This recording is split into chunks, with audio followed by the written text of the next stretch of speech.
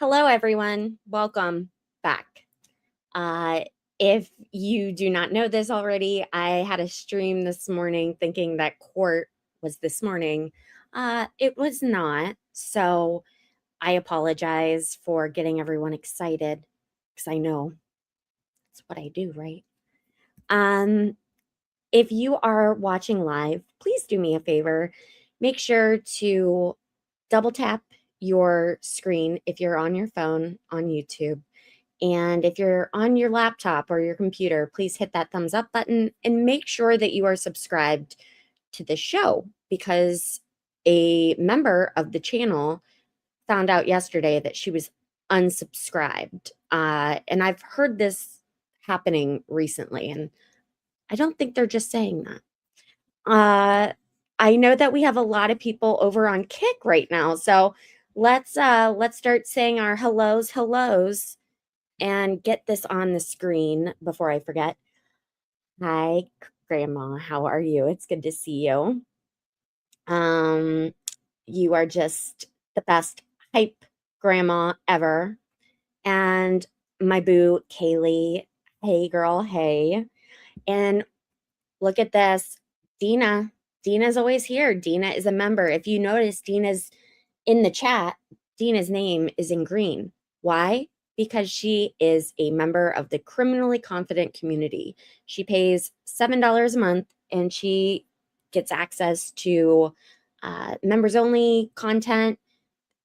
She gets all of her messages on the screen. She gets her own emojis and she gets these kind of shout outs. I mean, it's pretty great. So thank you, Dina, for being here. And we have more people. Hello, Willa. Good to see you, dear. Hey, Steve. Troll Steve is here. Thank goodness. We got to keep our roots, you know. So for those of you who didn't hear me say this morning, someone had some big feels yesterday, and long story short, my phone stream from yesterday was demonetized. So I don't know what that's all about, but it's kind of weird. Kind of weird. Dahlia! And the reason why I'm asking for my Kick friends to show up is because in my personal opinion, I am really close to getting monetized over on Kick. And that is important to me because of what I'm seeing on YouTube. I want to make sure that I have another platform, right? It genuinely makes sense. People can be like, "Oh my God, it's all about the clicks and the views and the monies for her." Well, I mean, God forbid capitalism. God forbid. And free speech and having a backup plan. I like to have contingency plans. So we have that. I am going to blow the required 30 hours out of the water. Like they want you, in order to get monetized, they want you to spend like 30 hours in 30 days live. And I do these like 6 to 11-hour streams. So no problem. It's going to be getting subs. We gotta keep pushing that. We're at 28 on Kick right now. And that's really without any self promotion. I've just been hanging out in a community that I love. And those people, like, look at these ballers. They're in here in the chat, just hyping me up because they're good friggin' people. I love that. And like I have my YouTube people that I know when I go live, I'm gonna see like Willa and Dina's been around a lot recently, and Troll Steve. Troll Steve has been here since he hated me a few months ago before my heart surgery. So I won him over. God forbid people make money. God forbid the clicks and the views. Oh, my dick. I think you guys are pretty great. I'm not gonna lie. I think I have a great assortment of people supporting me, and I will do whatever I need to do to keep you guys happy and to give you guys the content that you want to see. I I'm really enjoying this. A dick.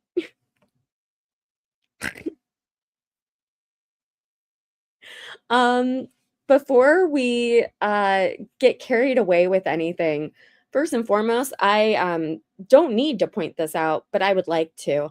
Um, this is lingerie that uh, is not getting worn. It's just the top, and it's lace. So I decided to put it on, and I really like it. And it has these little bows right here. So fun. I don't know, it felt really evident to me that it looks like lingerie, so I kinda had to, like, tell you guys, it's me. I have a lingerie shirt on.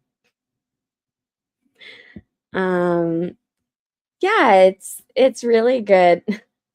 Nice. Lace for Lacey, yes. This took a hot turn. No, that's it. Um, I, uh I actually had another shirt on this morning. I just, like, when I saw that this morning, I saw that, like, it was scheduled for 3 o'clock. I just lost all inhibition to do anything. I just laid in bed with Pearl, and I watched some streams with some of you.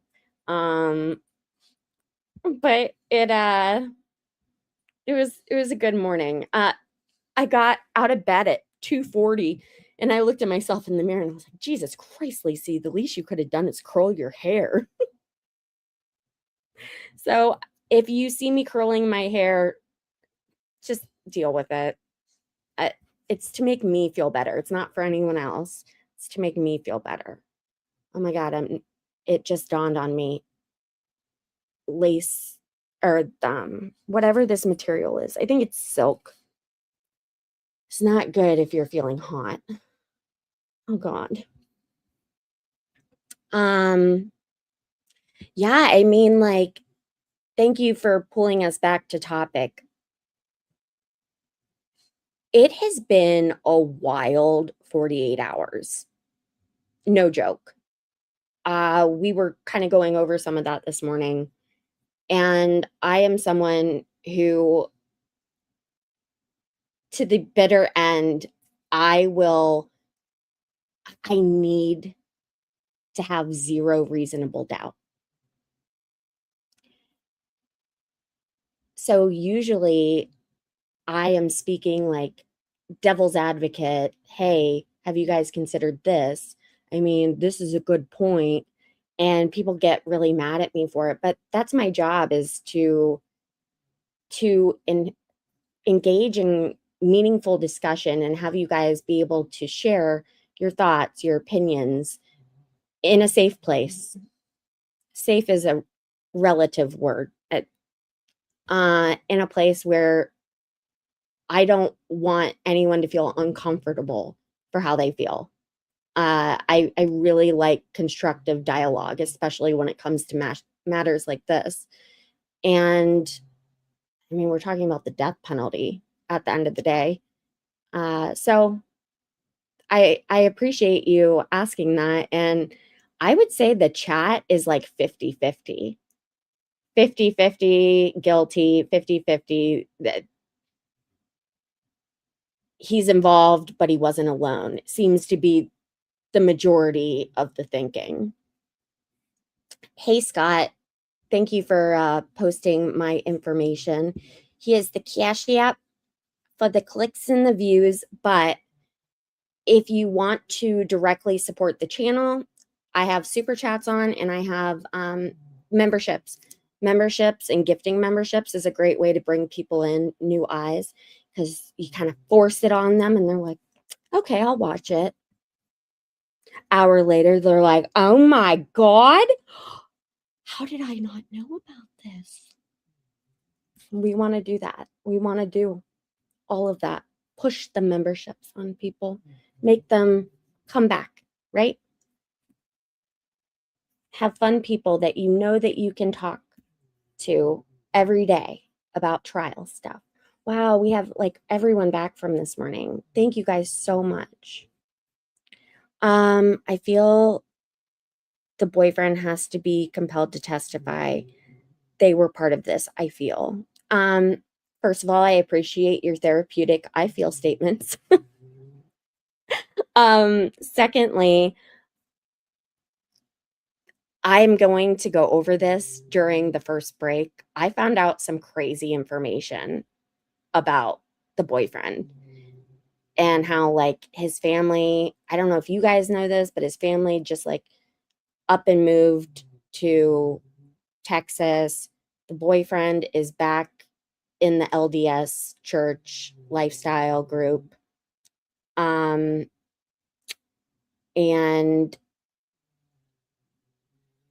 there's some other interesting tidbits that I wrote down so I wouldn't forget. But once again, since we have some more people in here, could you please make sure that you have double tapped your phone? I don't know what it is on Kick. Is it hyping? Am I able to be hyped? Can you share this? If you guys wouldn't mind sharing it to like locals or the chat, like that would be helpful. And I don't think Alex would mind. I talked to Alex last night briefly, but anything is possible. I believe there's another person who is involved, possibly Tyler's boyfriend. Yeah, this question is also being brought up a lot. Oh, look at Scott. Look at Scott doing his job. He's so good. Look at Grandma. She's going to share. So good. Wait, what? The boyfriend has a wife? What are you talking about, Willa? Session. He's just a baby. Oh, we are going to get started now, but just so you guys know, I lost my AirPods. And by lost, I mean they're probably under the bed. So we're just doing it this way today. Okay, let me know if you hear an echo. Hopefully not. Good afternoon. Kathy Nestor, Richard Novak, Michael Burt, and Stacy Visser for Mr. Robinson, who's present in the courtroom, Your Honor. Good afternoon. Mr. Robinson, good afternoon. And also for the record, the court recognizes the presence of victim representative, Ms. Erica Kirk. Good afternoon. First, with respect to courtroom protocol to maintain security and decorum, any individual who exits the courtroom during the proceedings will not be permitted to re-enter until the recess.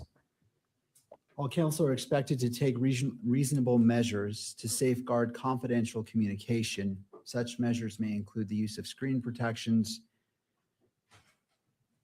on electronic devices and care to avoid inadvertent capture of privileged or private discussions by recording equipment or by those present in the courtroom. And as you note, the microphones on your tables are turned off. So please come to the lectrum when you're addressing the court. Second, the court will address the camera and still photographer, camera operator and still photographer. And if you both could come forward, please, to the lectrum. All right, guys, I'm going to drop my Discord link in the chat if you want to join my server. It's not very active, but I have alerts set up. All right. Could you both state your names? John Wilson, KSL Television. Tess Crowley, Deseret News. Good afternoon. Could you state your roles for today's hearing? Video recording and streaming of the proceedings. I'm the pool still photographer. All right. And have you both reviewed the court's standing decorum order? Yes. Do you understand the requirements set forth in that order as they apply to your activities today? Yes. Do you require additional time to review the order or to adjust equipment to ensure compliance? No. Do you anticipate any difficulties complying with the order? No. Thank you both for your cooperation. Okay, guys, hold on. I don't normally do this. I don't know if you've noticed, but I don't usually ask people to share. But because YouTube demonetized my video, it's not being seen anywhere, today's live stream. If you could share this, that would mean so much to me, because that just ticks me off. This is why I want to have multiple platforms. Thank you. As we begin this afternoon, the court wishes to acknowledge the importance of safety, dignity, and well-being of all those who are present or who may be present during these proceedings, including the parties, counsel, witnesses, court staff, and members of the public. The court is also mindful of its solemn obligation to protect and uphold the constitutional rights of both Mr. Robinson and Ms. Kirk. In furtherance of those important interests, all persons attending these proceedings are reminded that portable electronic devices are not permitted in the courtroom or on the fourth floor. Cell phones are not permitted in the courtroom unless expressly authorized. Any unauthorized possession or use of a cell phone in the courtroom may be addressed by the court. For those individuals who are authorized to have a cell phone, please place your device on silent at this time so that these proceedings may continue without interruption. The court also expects that every person in attendance will be treated with the dignity and respect to which they are entitled to. Consistent with the court's standing decorum order, all spectators shall remain quiet, civil, and orderly at all times. Spectators shall not engage in conduct that is distracting, disruptive, provocative, disrespectful, uncivil, or threatening in any manner.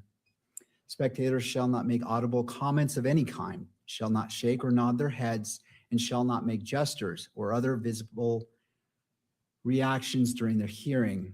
Spectators shall also not wear or display pins, buttons, signs, clothing, photographs, or other items expressing support for or in opposition to any person connected with this case or expressing any position concerning the status of this case as a capital offense. 100,000 strong against Kathy Nestor. The court appreciates the cooperation of all present in maintaining a courtroom environment that is safe, respectful, orderly, and faithful to the rights and dignity of every person involved. Finally, I wish to note that this preliminary hearing is scheduled to conclude this Friday at 5 p.m. I raise this as simply a reminder for the parties, particularly given that we have now reached the midpoint of this week. I recognize and respect the constitutional rights of all parties. When this preliminary hearing was set, the court allocated a substantial amount of time for both sides to address the matters they consider necessary and appropriate for purposes of this proceeding. The standard at a preliminary hearing is probable cause. And with that in mind, I ask counsel to remain mindful of the time that remains and manage your time appropriately. So Thank each you. of you is able to fulfill your duties to your respective clients within the time frame that has Yesterday been was- provided. And with that, I wish to inquire of a brief overview on what is anticipated from each party in order the court has a roadmap on how we are proceeding for the remainder of this preliminary hearing. First, turning to the state, and if you wouldn't mind coming forward, Mr. Grunander. Thank you, Your Honor. We anticipate presenting evidence through Agent Brian Davis this afternoon. Sergeant Jennifer Falmina is also present in the courthouse and prepared to testify if we get to her today as well.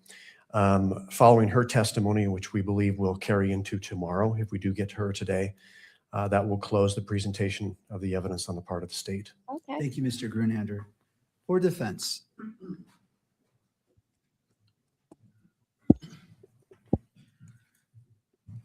Good afternoon, Your Honor. Good afternoon. Michael Mr. Bird for Mr. Robinson.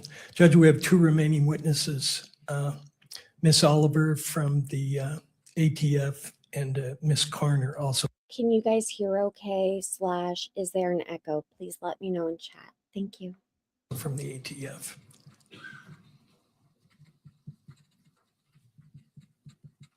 All right, and to both parties, thank you, I Thank you. appreciate that. Do Thank you. both parties anticipate any issues concluding their case? Obviously, there's variables, cross-examination, and kind of the fog of war that happens in court proceedings, but any party anticipate issues concluding at or before Friday at 5 p.m.? Not from the state, Judge. Just want to highlight one issue for the court because it may be Oh, no, sit down. that the court wants to do some time management. The state is going to proffer a video 1102, a video recorded 1102. We have provided the state, I want to say about a day and a half ago, with proposed redactions because we believe that portions of it are not admissible, even in a preliminary hearing. And the way we did that is we provided a transcript and then a redacted version of the transcript of the entire video recorded interview. It may be that the court wants to look at the proposed redactions, not while court is in session, but during some other period of time, because the transcript of the video, which we prepared and we provided to the state so the state could raise any concerns about the accuracy of the transcript. That's not an issue. The admissibility of portions of the video or the issue is about 20 pages, maybe 22 pages. So to use court time for the court to look at the proposed redactions may be an inefficient use of the time. I'm not saying when the court should do it. I'm just saying we may not want to do it between 9 and noon and 1 and 5 tomorrow or Friday. But it's going to come up today. And so the question will be, when does the court want to engage in the process of reviewing a 22-page transcript that has proposed redactions? That's all. I appreciate the heads up. Mr. Gernander, do you wish to be heard? Yes, Judge. Your Honor, the state has received the proposed redactions, and we are prepared to address them when that time comes. However, we do intend on presenting testimony through Mr. Davis, through Agent Davis, and when we get to that point, when it's ripe for discussion, we can address the matter with the court. That would be our preference. All right, well, I'll address it as it comes. And to the defense, with the remaining time, do you feel confident that it is sufficient to accomplish your duty? We do, Your Honor. Thank you. All right, does either party require the benefit of the record before we begin? To the state. Me? What am I doing? This is true. Ryan McBride for the state, Your Honor. I have some. Just to address an issue that's come up and we expect to come up as we enter the second half of this preliminary hearing regarding the admission of exhibits. Under Rule 104A, the court must decide preliminary questions about whether the witness is qualified or a privilege exists or evidence is admissible. In so deciding, the court is not bound by the rules of evidence, except those on privilege. And I'm bringing this up again because it's likely to come up and it is going to affect the procedures we use as we go forward. The court holds two roles really at this stage. One is a gatekeeper role on admissibility, and the second is the fact finder role as the magistrate. And I know you've referred to those two roles earlier in this proceeding. And the court, Rule 104A means the court can consider evidence even though its admissibility has not yet been determined in its gatekeeper role. And then after it has been admitted, it can determine the admissible qualities of that evidence or that exhibit. And that is especially relevant at a preliminary hearing where foundational evidence is reliable hearsay under 1102B3. Even at trial, State v. Griffin, which is a 2016 UT 33 Utah Supreme Court case, the court has held that rules of evidence do not apply to evidence used to establish foundation for admission of other evidence. It's a quote from paragraph 33. So the point is, foundational rulings on admissibility can consider evidence that is not in and of itself admissible. That's proper. The second point is the courts of appeals recognize a presumption that the court considers, when acting in its fact-finding role, only the admissible evidence and disregards any inadmissible evidence. Most commonly, that comes up in a bench trial type case where prior bad acts evidence is admitted and it can have dual inferences. State v. Adams was one of those cases. That's 2011 UT App 163. And what it means is we know that a fact finder is not tainted by the judge's role as a gatekeeper, even though the judge as a gatekeeper considers potentially inadmissible evidence. It also means that the court doesn't have to distinguish which hat it's wearing as we go through the proceeding. In this circumstance, this hearing is taking place outside the presence of the jury. The state has laid and intends to lay and continue to lay foundation in open court. Such foundation sometimes will include discussion of the actual exhibits rather than just proffers, as well as foundation for the exhibits. Now, I don't think that there's any issue between us and the defense in understanding that kind of statement of the law. I think the issue that has come up is under Rule 104B, determinations of admissibility take place outside the presence of the jury. The defense appears to be assuming the jury to be basically the potential jury pool and trying to avoid the potential taint to a jury pool that discussion of evidence, which may or may not be admissible, may cause. I think that's a fair point. I just want to put the court on notice of our view and how we have and intend to proceed as we move forward. Under 104B, that determination takes place outside of the presence of the jury. Under the rules, there's a presumption that these hearings and this hearing is open to the public, including admissibility hearings. Because of that, we intend to move forward and move the admission of evidence and argue the admission of evidence as in open court. Should the court close the hearing, of course, that would change. But that's because that's the presumption in the law and that's conforms with 104B. That's our intention unless the court or counsel moves to close the hearing. So in summary, the court can and often should consider evidence and review the exhibits before admission. 2, the court is not tainted by doing so and can distinguish between admissible evidence and improper evidence. And there's no need for the court to identify which hat it's wearing. And 3, absent closure, we'll move forward with our evidence in open court. Well, I'll hear from defense if you want to be heard on that issue. I see you. Okay. Briefly, Your Honor, I'm sorry, I have 2 microphones. I'm just trying to be technologically savvy. I think the 104 issue, I agree completely with Mr. McBride on what he's saying. Because of the Supreme Court's ruling in Archuleta concerning the availability to the public of exhibits from a preliminary hearing, which of course is a fact-specific inquiry by this court, we will continue to raise concerns about our client's right to a fair trial when we think it's appropriate, and the court will make the rulings it makes. That's all I want to say. All right. All right, to both parties, the standing request remains when you are moving a piece of evidence into to the record, I ask 3 steps. Admissibility, to admit it, to be published. I'm shaking. If you are watching the chat, this is boring. This is not like evidentiary information. So I feel okay talking right now. In the courtroom. Let me just turn it down a little bit. If you have never been here, take a look in the chat and say hi to Maybe.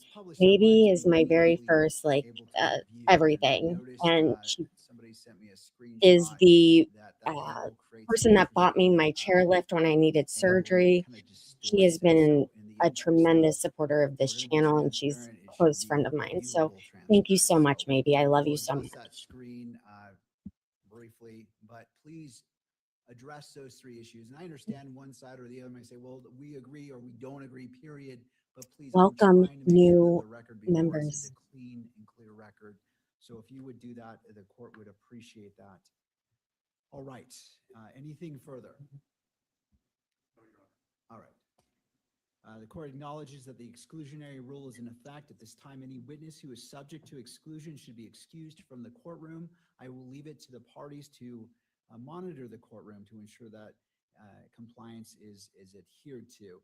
With that, turning to the state, you may call your next witness. Welcome new members. Make sure to say thank you to Yes, I Maybe. want She's the incredible. to be able to see it too, but when it's, there is a bit of a distortion when it's at that particular angle. So while the parties are moving forward, go ahead and adjust it, and let's put a sample image of something that has nothing to do with this case on the screen. Okay, let's turn that back up. That's another issue. I don't know that it is projecting yet. And I don't know if we need to take a break to make sure that's working. Can Maybe Is see it me. not projecting on the monitors? Okay. Technology is challenging us again.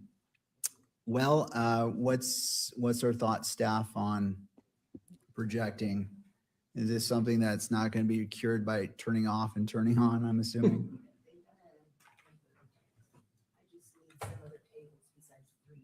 All right, all of you, council table, again, I'm trying to do this to get this out of the way so we can move forward cleanly. If you wouldn't mind turning off your monitor and then turning it back on. And if I could borrow somebody to do that to the witness monitor as well, so we all get them in sync. Thank you, sir. I appreciate that. And for the lectrum as well, let's just see if we can get that up, because that could cause a delay. I just want to knock this out first. Ding, ding, ding, ding. Yes.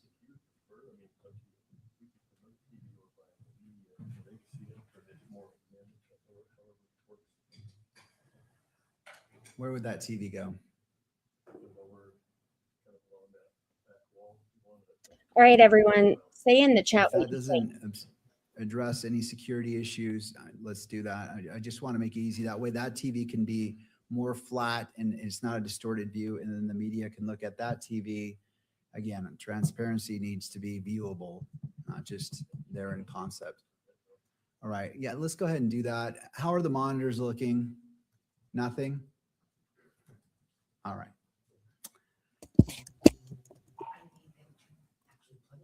So do you guys I think see. that Could I have someone with your laptop plug in so we can test, so we can check if it's receiving the data or the information from your laptop to allow us to project? That may be the issue. Mr. Ellis is plugged in. All right. Let's take a look here. I think that's a solid assumption, John. I appreciate the party's patience, especially after I just said we're at the halfway point. Okay, so I can't show We're getting a thumbs up. everyone's responses, All but right, if you so do want yours it's shown, displaying the for number. defense, for prosecution. Working on it right now, Judge. All right, and on the screen monitor here, it looks like something came up. All right, we'll just hope that the monitor for the witness works as well. All right, so we're ready to go. Let's show comments on screen. Just bring it in and go ahead and we'll get started. And how much time is needed for that? Well, let's go ahead and proceed. And then when we take a break, then we can do that. But for now, the media, if you can see that TV, if you have any problems, please let me know. And we're going to bring in that second TV. We just want to get the train on the track here. All right, Ms. Hunt. The state calls Agent Brian Davis. Agent Davis, if you would like to come forward and be sworn in. You do solemnly swear that the testimony you shall give in the case now pending before the court will be the truth, the whole truth, and nothing but the truth, so help you God. All right, Agent, if you wouldn't mind having a seat. To your left is a water bottle. And after you're seated, you'll have to adjust that microphone, pull it down and then pull it toward you to ensure that it is picking up your voice and we have a good record. All right. Can you guys see me on your phones, or Could you do you please want me to state your name and spell your last for the record? Yeah, it's Brian Davis, Davis. What is your occupation? I'm an agent with the Utah State Bureau of Investigation. How long have you been with, is it fair to call that SBI? Correct, yes. How long have you been with the SBI? A total 18 years. I want to briefly go over your experience as a law enforcement officer generally. Actually, are you a law enforcement officer in that capacity? Yes, correct. How long have you been a law enforcement officer? Total of 27 years. You mentioned you were with SBI for 18, is that right? Correct. Yep. What other agencies were you with prior to SBI?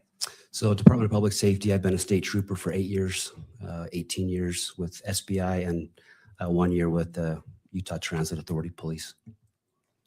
We've heard talk from other officers about POST. What is POST? That's Peace Officer Standards and Training. Did you complete that? I did. What year did you complete that? 1999. Make that. Is that a type of certification that you hold? Yeah, it's a statewide certification that any peace officer in the state of Utah, local, state, county, all go through to become a certified peace or police officer. Has that certification lapsed or been any gaps in that time since you received it in 1999? Nope, it's been constant since then. I want to talk about a bit about your training experience within law enforcement. What roles have you had at SBI? I began as a call enforcement team. We did covert and overt operations. I was assigned to an ATF, the PSN task force, focusing on violent felons with guns and drugs. I was on a FBI task force, Safe Streets. It was a gang violent crime task force. I was on the U.S. Marshals Fugitive Apprehension Team task force. I've been on several different OICI protocol teams, officer involved critical incident teams around the state of Utah and within SBI. I've been on dozens of those scenes. And within major crimes of SBI, I've been, we've worked a variety of cases. I work anything from violent crime, homicides, sex crimes, drug crimes, firearm crimes, white collar crime, fraud. I was also on a task force with a FBI Public Corruptions Task Force as well. Was that all on the job training or did you receive specific training or conferences, things like that? Yeah, throughout the years, various trainings, conferences for in all those capacities over the years. You mentioned you've been a part of homicide investigations. Yes. Can you estimate how many? My best guess would be 60 plus, where I've had some involvement. I also currently work on a cold case unit within SBI, so we consult with agencies around the state of Utah, and I've probably consulted on over 50 of those as well, in various capacities and roles. Have you received training specific to homicide investigations? Yes, I have. What types of things have you been trained on in that regard? Just several different times, week-long course training conferences on homicide, from case studies to how to manage a case. Also, I've been on several trainings with like crime scene investigation. I'm a Faro certified. It's a 3D Faro scan of crime scenes. What's a Faro scan? It's a 3D laser imaging that's used pretty commonly on crime scenes. It just accurately documents crime scenes. Angela, you got a membership. And I've been on, I'm I've been certified as a forensic interview and the forensic interview technique with more child victims. So just various trainings like that. You mentioned currently you're a part of the cold case team within SBI. Correct. Have you been assigned as part of the investigation into the homicide of Charlie Kirk? Yes. And what is your role? Do you have a specific role in that investigation? Yes, I was assigned to be a case agent along with Agent Dave Hull. What does it mean to be a case agent? Essentially, you manage the case, responsible for it. Ultimately, you direct the case as you go along. You make assignments as needed. Ultimately, everything comes back to you, like in the form of reports, evidence, and such. And then ultimately, you screen that case, if applicable, to the appropriate county attorney or DA. You mentioned that you are a co-case agent or were with Agent Hull. Is it typical to have two case agents on a case? It can be especially on a large case. Yes. Has this particular case been large? Yes, it has.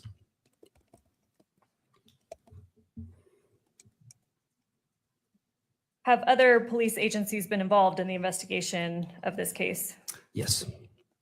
Who has been designated as the primary investigative agency? The State Bureau of Investigation is the primary investigating agency. I know there are probably several or dozens, but what other agencies have you been working with? FBI,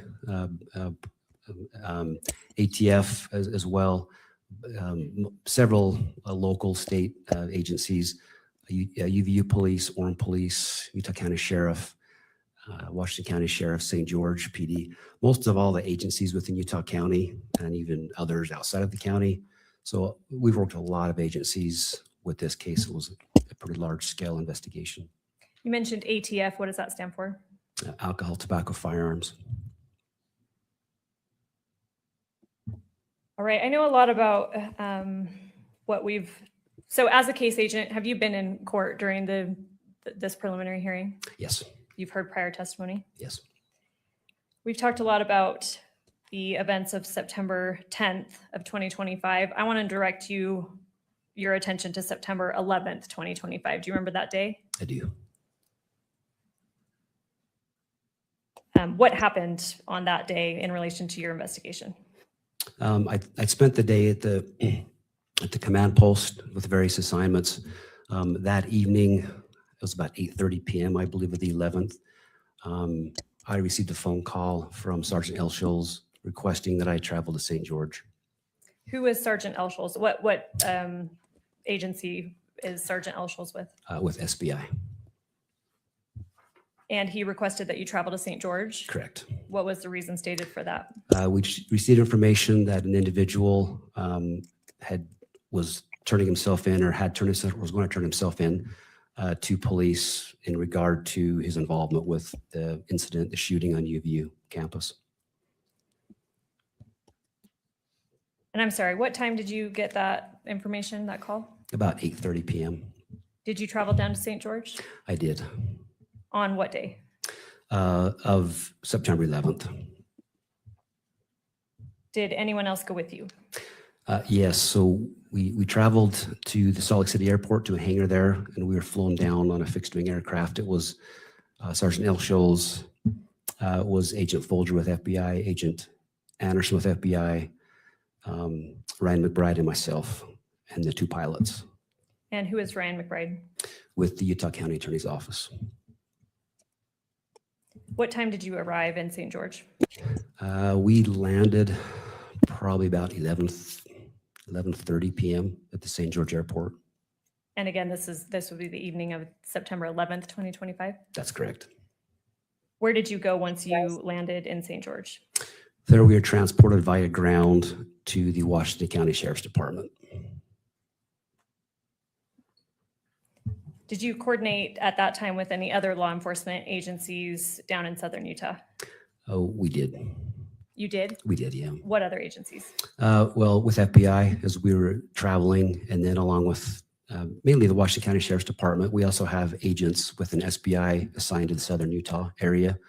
So working with them as well, just making plans and coordinating resources and manpower and personnel. And you stated you went to the Washington County Sheriff's Office. Yes. What time did you arrive there? Probably somewhere close to midnight, maybe just a little bit before midnight of the 11th. What happened next? So we met several other investigators, agents, and detectives there, along with some other prosecutors. There were some federal prosecutors as well that were present. And from there, we began kind of making plans, determining how to handle the situation there. You mentioned the reason you went down there was you had been told that an individual wanted to turn themselves in. That's correct. Did you observe that individual? I did. And where was that person at the time? So when we arrived, we went into the room that we were in. It was one of their office, the cubicles there. On the wall, there was a television monitor where I viewed an individual on that screen that was sitting in one of the soft interview rooms. That room was equipped with audio, video recording. device. And so I observed him on that screen at that time. Were you aware, or did you become aware what time that individual arrived at Washington County Sheriff's Office? I was told he arrived there about 9 p.m. that evening. And was he with anybody else? He had been, yeah, he'd come there with his parents and a family friend. Did you I didn't realize that if I have the comments on the screen, YouTube will be able to see the kick comments and vice versa. Okay. Now I'm not in such like a hastily rush to share. Okay. Thanks, guys. Make sure to like the stream. speak with this individual that we've been talking about? Yes, I did. Did you get his name? Yes, we obtained his name and date of birth. What was his name? Tyler Robinson. Did he tell you that himself? He did. You mentioned other individuals came there with him. And then you also said that you had kind of coordinated with the team of law enforcement officers that were there. Were those other individuals spoken with by law enforcement? They were. Let's go through them.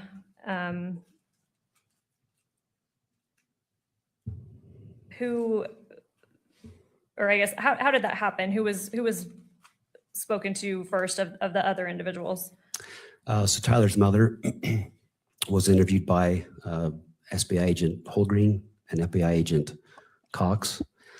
And then kind of simultaneously, his father was being interviewed by SBI agent Terry and FBI agent Smith. And also at that time, the family friend Mike Mitchell was interviewed by other agents as well. And you said that these interviews were being conducted simultaneously? Yes. Were you part of the interview with either of Tyler's parents? Yes. Yes, myself and Agent Folger. Did I misspeak earlier? Myself and Agent Folger interviewed the mother. All right, let's make sure the record's clear on that. So Agent Folger, what agency is he with? With FBI. And yourself interviewed Tyler's mother? Yes, that's correct. I just want to make sure the record's clear. Who interviewed Tyler's father? Yeah, I think I might have misspoke. It was Agent Holgreen, Agent Cox that met with his father. Okay. And then who spoke with family friend Mike Mitchell? Agent Terry, Agent Smith. Down in St. George, Washington County Sheriff's Office, was Mr. Robinson detained at that time? Yes, he was. Was he formally arrested at that time? Yeah, after all the interviews were completed, when we talked to everybody, that he was formally arrested at that time. And I'm going to come back to that in a second. Excuse me, where did the arrest take place? At the Washington County Sheriff's Office.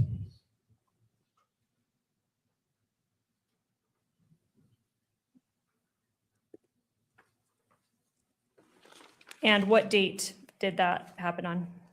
Would have been September 12th. It was about 4 a.m., I believe, of September 12th. Interesting, Jason.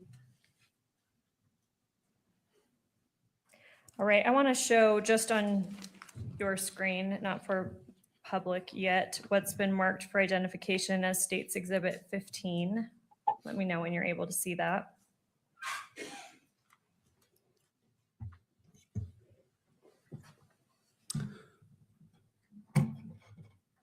Okay, it's there.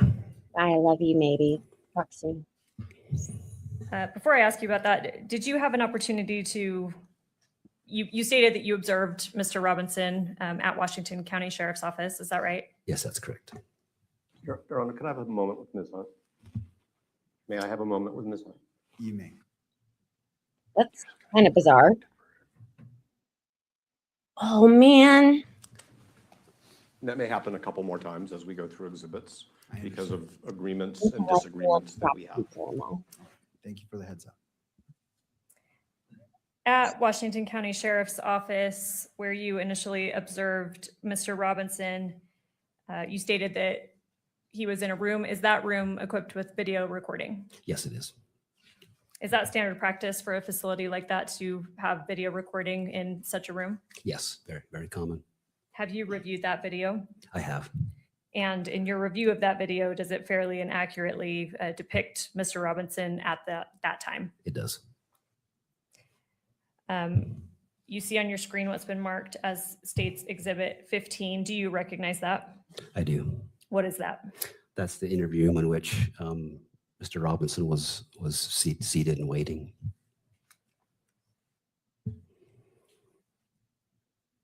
State moves to admit Exhibit 15. Ms. Hunt, and the other two steps, what's your request? We would ask to admit it into evidence. We have, defense counsel and I have agreed upon, I guess, redaction of the video. And I would ask to publish it both to the courtroom and to the media. Mr. Novak? Silent, correct? Yes. Yes, Your Honor, Ms. Hunt is correct. The state had originally proposed a longer image with audio, and we've agreed to a shorter image without audio. And so If it's easier for the Kick people to jump on YouTube, we're fine with all three steps as to That's this exhibit. All right, does the state wish to review this to make sure that what's queued up comports with what you believe? If not, we can move forward. I just want to allow all parties the opportunity to double check. Let me just confer with my paralegal. I know that that's like a middle school joke. Very vulgar, but still very middle school joke.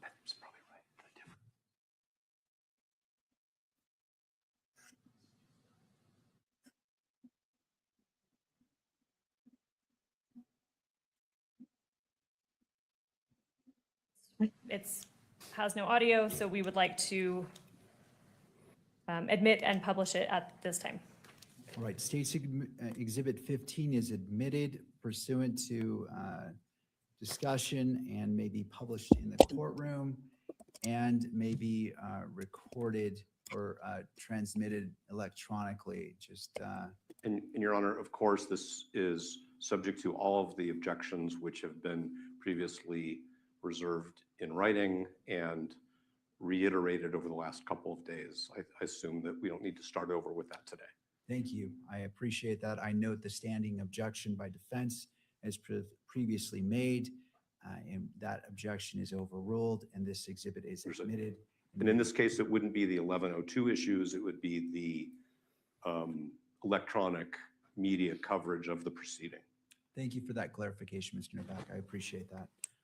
All right, with that, to the media, can you view that screen okay? All right. All right, State's Exhibit 15 may be played. Ooh. Oh, ooh. Ooh, wait, make me small. And Agent Davis, who are we seeing here? That's Tyler Robinson.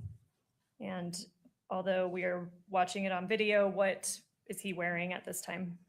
He's working a dark colored baseball cap with has like I believe it's like maybe the Hurley symbol on it, like a white symbol on front. It's a burgundy short sleeve shirt with no graphics. It's blue jeans and gray and white tennis shoes, I believe they're Converse style tennis shoes. Thank you. Was Mr. Robinson, you stated that he was arrested in the early hours of September 12th, is that right?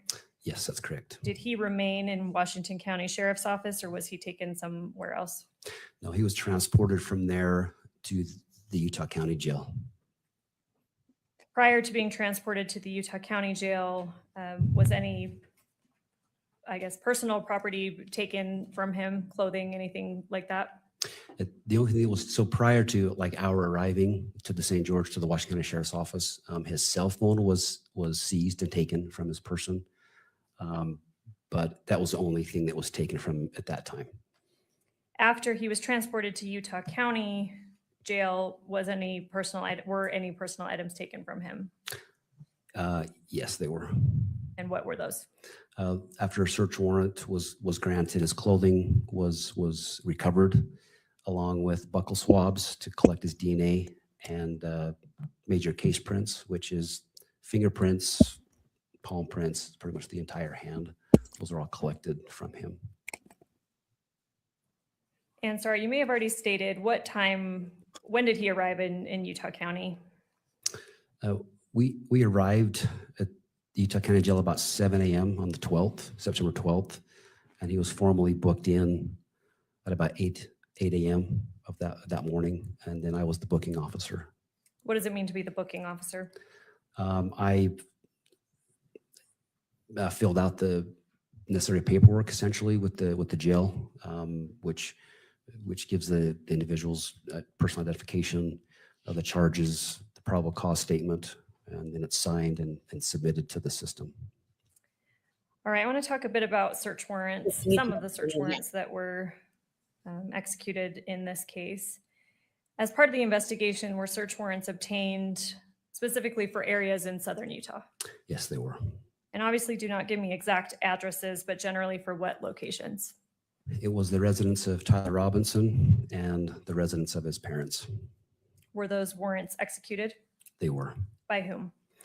The residence of Tyler Robinson was a team led by Sergeant Famawina with SBI, along with the Utah State Crime Lab. And the residence of his parents was a team led by the FBI, their evidence response team. I said it is Utah Are County. you aware of what date or dates, if applicable, those warrants were executed? Yeah, September 12th. I believe Tyler's residence, they started the search warrant about 8 o'clock in the morning. And then his parents' residence, they started about 4 p.m. Of September 12th. So to be clear, you've stated who was involved in executing those warrants. Were you physically present for the execution of either of those warrants? No, I was not. Are you aware of whether Mr. Robinson lived with anyone else at that residence at the time? Yes. Do you know who that was? Lance Twiggs. A boyfriend. And we won't get too into it right now. We'll cover this with Sergeant Falmina, but did you receive information from officers involved in those execution of those warrants about what, if anything, had been found? Yes, I did. All right, turning to another area. As part of this investigation, you have previously mentioned that a family friend came in initially with the Robinsons. Who was that family friend? His name was Mike Mitchell. And who is he in relation to the Robinsons? So he's a family friend, a good family friend. And what was his Oh, close. involvement here? So he helped facilitate working with Tyler and his parents with the sheriff's department for Tyler to turn himself in. And I believe you mentioned previously that law enforcement conducted an interview with Mr. Mitchell. They did. Remind us when that interview occurred. So that was the early morning hours of September 12th at the Washington County Sheriff's Department. And I know you've already stated, but remind me who was present for that interview. That one was Agent Terry and Agent Smith. What agencies are they with? Terry's with SBI and Smith is with FBI. Are you aware if a second interaction or statement was collected from Mr. Mitchell? Yes, it was. When did that happen? It was March 31st of this year. Who was present at that time? It was Ryan McBride, Chad Grunander, Kimberly Derfler, and Agent Chris Terry with SBI.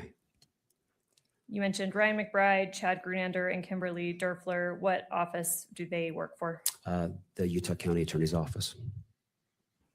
And you mentioned Agent Chris Terry. Yes. So you were not present for this collection of this statement. No, I was not. Have you communicated with Agent Chris Terry about how this happened? Yes, I have. How did this happen? So all those individuals met with Mike Mitchell at the St. George court office, courthouse there. They met and discussed briefly, kind of talk generally about the situation. From there, Mr. Mitchell was given a handwritten 1102 paper statement, and he left the room, went into a separate office by himself, was there for about an hour where he hand wrote a statement, filled the statement out. When that was complete, he came back into the room where the others were waiting and provided that 1102 statement to them. We've heard quite a bit about 1102 statements. Sounds like there's an official form that is used. What's present on that form, if you know? There's an admission or warning given on those forms that states that the information you're giving is true and accurate to the best of your knowledge, that any false statement that is given or may be given would be punishable by a Class A misdemeanor. Aside from that being written on the form, are you aware if this admonition was discussed with Mr. Mitchell? It was. Do you know by whom? Yeah, Ryan McBride provided that admonition to him. And you stated that Mr. Mitchell then went into a separate room for about an hour and wrote his statement down. Correct. Did anyone, including prosecutors or law enforcement, direct him what to say? Foundation objection. Personal knowledge. Would you like to respond, Ms. Hunt? I can lay a little more foundation. All right, so I'll sustain the Lay it objection down, now, and, sister. Ms. Hunt is moving forward with laying more foundation. You discussed with Agent Chris Terry about how this statement was obtained. Yes.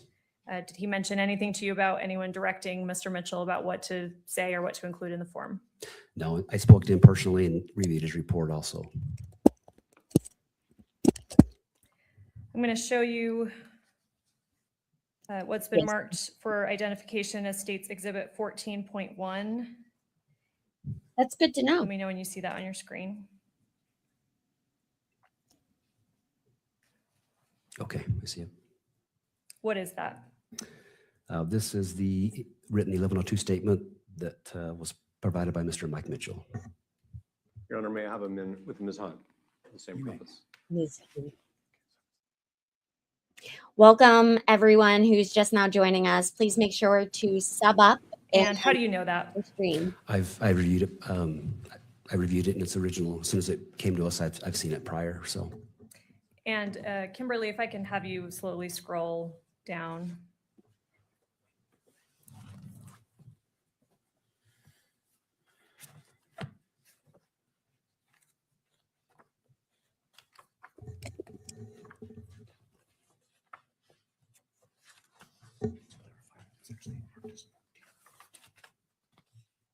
That's wild, Kaylee.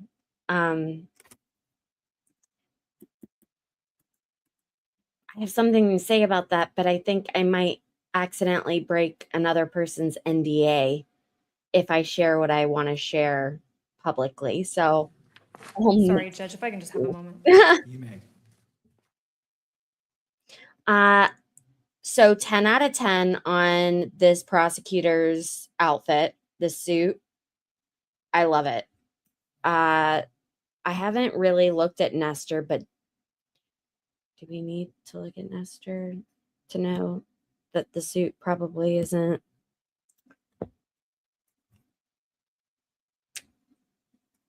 I don't want to be mean.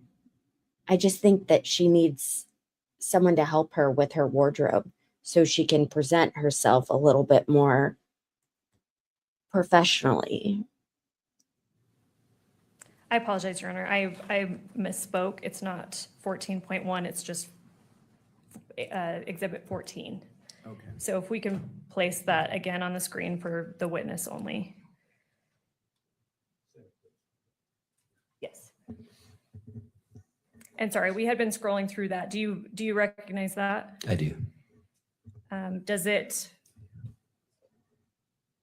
depict, is it fair and accurate from what you remember? Yeah, with the exception of the redactions, yes, it's fair and accurate. And Judge, I'll make a record. Defense counsel and I have stipulated on the redactions that are present. I would move for its admission, States Exhibit 14, into evidence, but we do not wish to publish it either to the courtroom gallery or the cameras. All right, could I have a copy of it? What I have is the unredacted version. So I want to review it before I make that decision. I am looking to see if I can pin something on Kick about what we are doing. Let me update something so I can. Let me approach. You may. It is Thank you. still.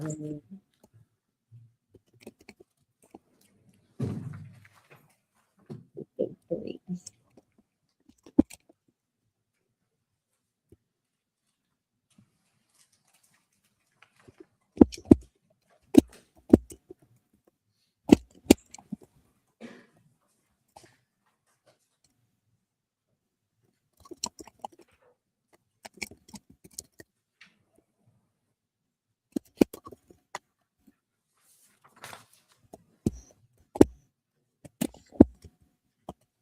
Okay, there we go.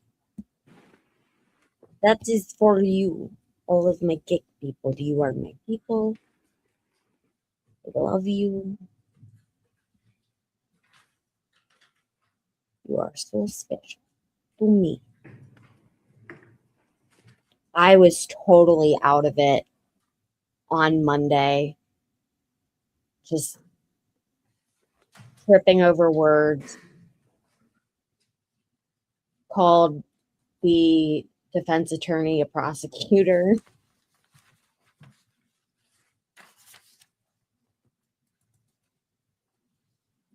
That's, social media is actually poison to a lot of people. And All right, I've had a chance to review State's Exhibit 14 and noting the standing objections by defense concerning 1102's court accepts into evidence State's Exhibit 14 and pursuant to the parties is not published. Thank you, Judge. All right, I want to move on to another topic. You've stated that you've been present for the duration as the case agent of the preliminary hearing. Is that right? Yes. We heard testimony yesterday about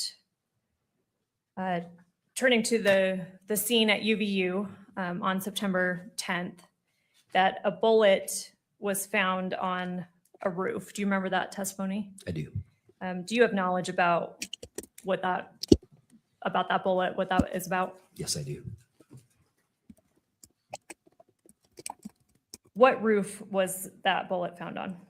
I believe it was it was found on the computer science building on the roof, on the far east side of the roof of the building itself. How do you know that it was found there? I reviewed the agent's report that found that, documented it, and collected it. What agent was that? It was Agent Ben Schneider with SBI. Are you aware of where the computer science building is on campus? Yes, yes. Can you explain generally where that is located? Yeah, from where the LOSI building is, it's a building directly kind of south and east of there from the LOSI. Southeast from the LOSI building. Where is it in connection to the auditorium section that we've been talking about where Mr. Kirk was stationed? It's east of there. East and a little bit south, and mostly east. Would there have been, from that roof of the computer science building, to your knowledge, would there have been a line of sight to Mr. Kirk's tent? No, not according to the agent. Agent Ben Schneider, there was not a line of sight from there to where the tent was, where Mr. Kirk was. Did you learn from Agent Snyder what caliber that bullet was? Yes, I did. And what was that? It was a .223 caliber. What is a live round? It's a round that had not been fired, so it still had the projectile and as a fully functional bullet with ammunition with the bullet. Did you learn if this .223 bullet found on top of the computer science building was a live round? Yes. And how do you know that? It was still intact. Still had the primer had not been it was not dented, not been fired. It still had the bullet projectile in the end. It's still sealed. Did you observe this bullet personally, or is this information you're getting from Agent Snyder? From Agent Ben Schneider.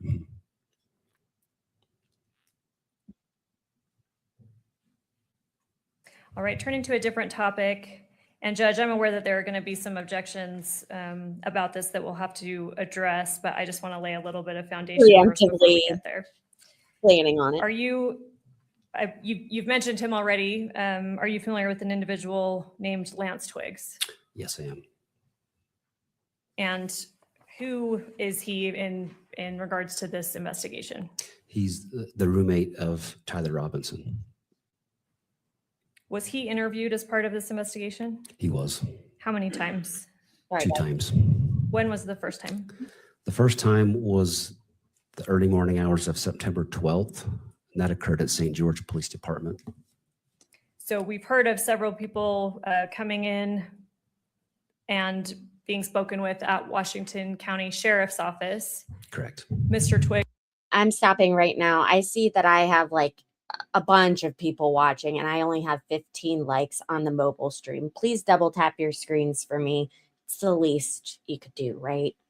Please. Thank you. was spoken with at St. George PD. Correct. Do you know who was present for that interview? It was FBI agents Larson and Agent Ling. Are you aware of Mr. Twiggs' buccal swab was taken at that time? I don't recall happening there. I believe it happened later. I'd have to, but it did occur. That was obtained from him. Okay. But you're not sure if it happened on the 12th? I don't recall if it was there or later at his residence, but ultimately a buccal swab was obtained from Mr. Twiggs. yes, it was. Do you know if his phone was taken from him? It was. When did that happen? So it was during that interview with FBI at St. George Police Department. They conducted an interview of him, and then he provided his phone. He did it voluntarily also, provided it to those agents. And that would have been on September 12th, 2025? Correct. You mentioned a second interview of Mr. Twiggs. There was a second interview, yes. When did that take place? April 20th of this year. Where was that?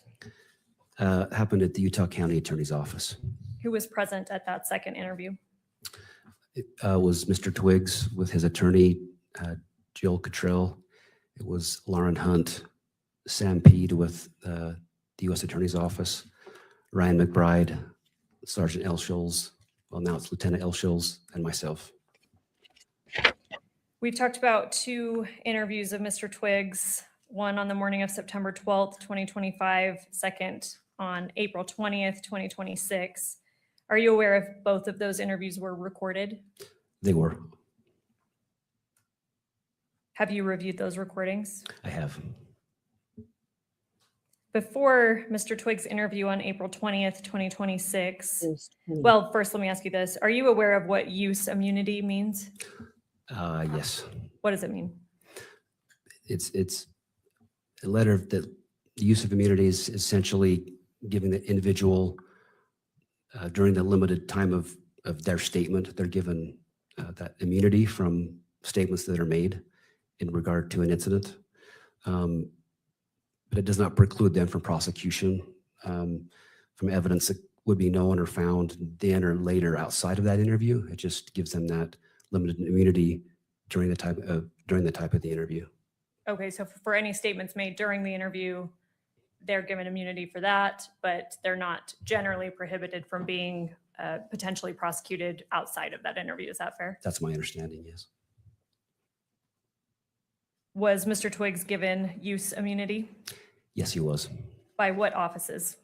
The Utah County Attorney's Office, as well as the United States Attorney's Office. You mentioned that both of Mr. Twiggs' interviews were recorded. Have you reviewed those recordings? Yes, I have. Do they fairly and accurately depict those interviews? Yes, they do. Sorry, guys, I'm taking notes. We've talked about 1102 statements. We've talked about a form, and you talked about that there's an admonition on there that warns that if false statements are given pursuant to 1102, then that person may be subject to a Class A misdemeanor. Is that fair? That's correct. Was a similar admonition given to Mr. Twiggs during his second or before his second interview on April 20th, 2026. Yes, it was. By whom? By Ryan McBride with the Utah County Attorney's Office. And again, you were present for that interview. I was. Did Mr. Twiggs say that he understood that admonition? He did. Yep. Yes. Was he told that the April 20th, 2026 interview was being taken in lieu of him having to come and testify at the preliminary hearing? Yes, it was. Yes, he was. All right, Judge, I'm aware that defense counsel has objections to this recorded 1102. I think now is probably a good time to address them. Oh my But God, are we I gonna do do have, this? I guess, I understand that they are suggesting redactions to the video. I have some procedural objections first. And if Your Honor sustains those, I think it may make the substance of the statements or the objections or the redactions that defense is proposing moot. So I'm wondering if Your Honor will entertain my responses procedurally first before we get into the substance of what defense is objecting to. Does that make sense? Yes, but I see. if you want to move it, because right now nothing's before me. Yes. Well, what I want to move, so defense is proposed about a day and a half ago. They created a transcript. Mr. Novak has proffered this earlier to Your Honor. On April, and I'll give you a little more proffer. On April 28th, 2026, the Utah County Attorney's Office provided this recorded 1102 statement of Mr. Twiggs to defense counsel. They have acknowledged the receipt and mentioned the recorded statement at previous hearings. In fact, they even filed a brief that Your Honor has decided about whether 1102 can be applicable to Mr. Twiggs at this hearing, which Your Honor has ruled upon. Monday at about 4 p.m., defense counsel sent us a transcript that was prepared by the defense team, and it had significant redactions that they were suggesting. It was about a 21-page transcript, and their suggested redactions are approximately 11 pages of it. In total, redactions appear on 16 of the 21 pages. My procedural objections to this are that this is essentially by surprise. We were already a day into the preliminary hearing. Defense counsel had been aware since at least April 28th, 2026, when the recorded 1102 of Mr. Twiggs was provided to them, that is how we intended to proceed. And like I said, they had already briefed the 1102 issue as it relates to Mr. Twiggs. At that time, they did not raise any objections to the substance of it or propose any redactions that they wished. And yeah, frankly, it's by surprise, and it's at this point disrupting the hearing. It's not, I did mention that defense prepared a transcript of this recorded interview, how the state intended to present it and how we have given it in discovery to defense is it's a video, audio and visual. Making redactions to that is not as simple as a transcript where you can just, block out sections of the text. So it's far more complicated than that to edit or redact portions of the video at this time. So we would object procedurally, basically on the timeliness of it, that they had an opportunity to make these objections if they had them at the time when the 1102 issue in regards to Lance Twiggs was briefed and decided by Your Honor. They did not do that or raise the issue at this time. And so we would object just procedurally on those grounds. Additionally, the remedy requested, which I'm assuming is that we make redactions to the video or present it as a transcript rather than a video, is disproportionate. Even assuming if there are isolated statements that the court would not ultimately consider, Again, as Mr. McBride pointed out, and as Your Honor has stated throughout this hearing, this is a preliminary hearing to the court. It's not to the jury. The court is fully capable of disregarding any statement it determines exceeds the proper scope. As Mr. McBride cited this morning, several cases give Your Honor that authority and presumption that judges are able to basically make the difference between what's admissible evidence and disregard what may not be at a preliminary hearing or even at a bench trial. State v. Adams is one of those cases. If Your Honor wants the citation, again, I'm happy to give it. State v. Featherson is another one. That one is 781 P2D 424. State v. Hannigan is another one, 2014 UT App 165.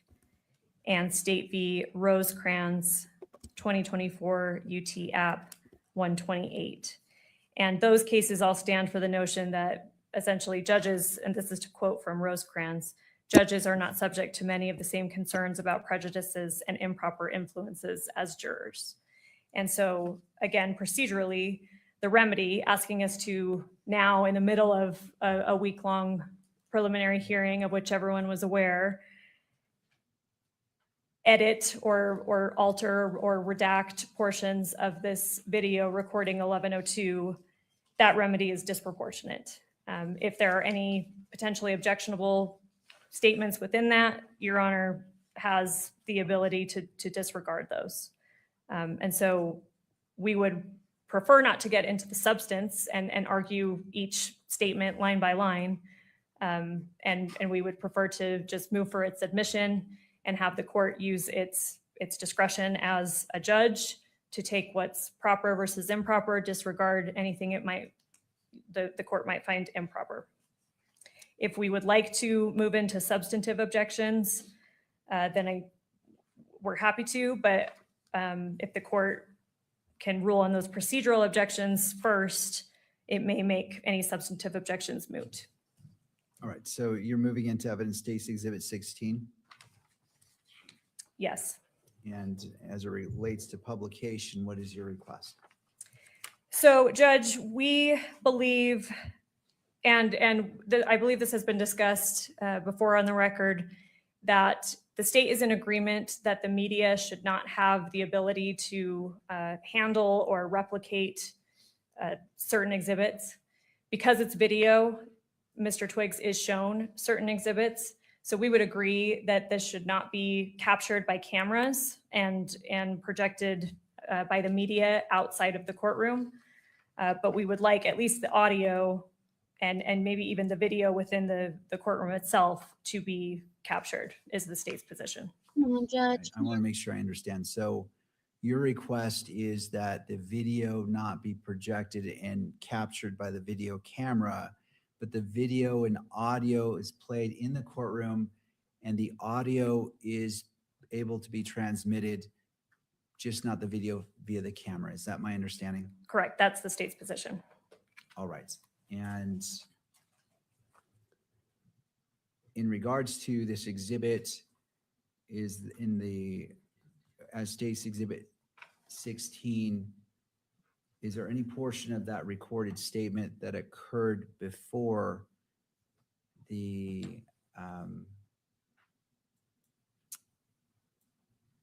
1102 warning was given to Mr. Twiggs? Not that we are presenting today. Okay. All right, turning to the defense, Mr. Novak. Oh my God, the most long-winded response ever. Upcoming. So I'm going to address first, Your Honor, what Ms. Hunt describes as the procedural issues with our proposed redactions.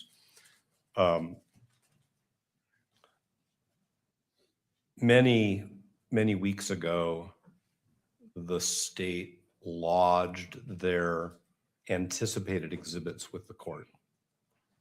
And then the court said, I'm not going to review them. In fact, I'm returning them. I'm sorry. The court said that the court is returning the exhibits to the state.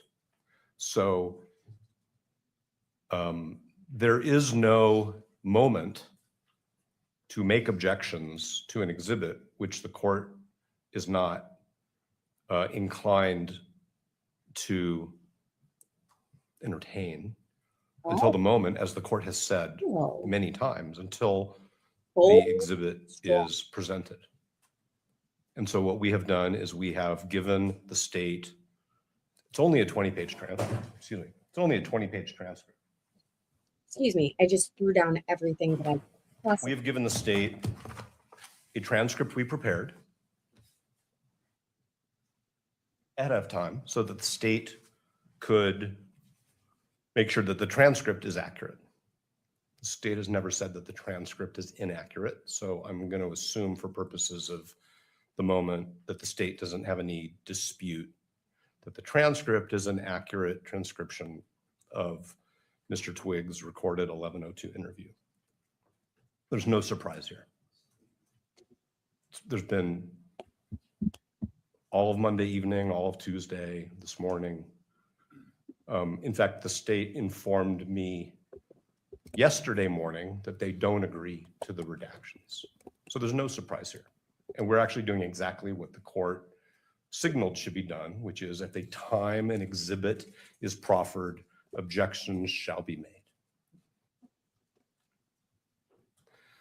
This wouldn't be as much of a problem if Ms. Hunt had just said to Your Honor, following Archuleta, and in light of the electronic coverage of this proceeding, and in light of Mr. Robinson's right to a fair trial, the court will consider those portions of the exhibit which are admissible, and the court will not consider those portions which it determines are not admissible, but it will not be broadcast either audio or video.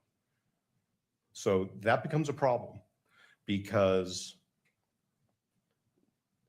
the categories of objections that we have to this video recording, I'm going to talk about a little bit so that the court understands why Ms. Hunt's suggestion that the entirety of an exhibit, which may not be admissible under the rules of evidence at a preliminary hearing, be played in open court, and that the audio be captured by electronic media and broadcast because of our client's right to a fair trial. That's Love you, John. He'll take forever. And I don't want to sound flippant, but this is actually the Ryan McBride 11:02. The vast majority of this video is Mr. McBride testifying and Mr. Twiggs agreeing.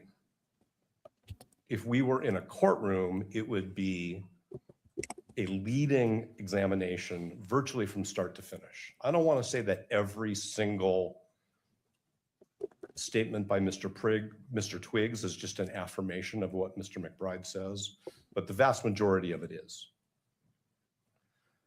There are also portions of this 11:02 where Mr. McBride is basically testifying as to what other exhibits that this court will see say. So there are two other exhibits that this court will be asked to receive into evidence today, which are text messages and a group chat. I'm just going to distinguish between the two. And so this 11:02 statement is basically Mr. McBride saying, and then the chat says this, and then the chat says that, and then the chat says this. He's basically testifying as to what the exhibits say. So in some ways, the 11:02, those portions of the 11:02 violate the best evidence rule, because I have no doubt that those two things that I just talked about are going to be presented to the court by the state.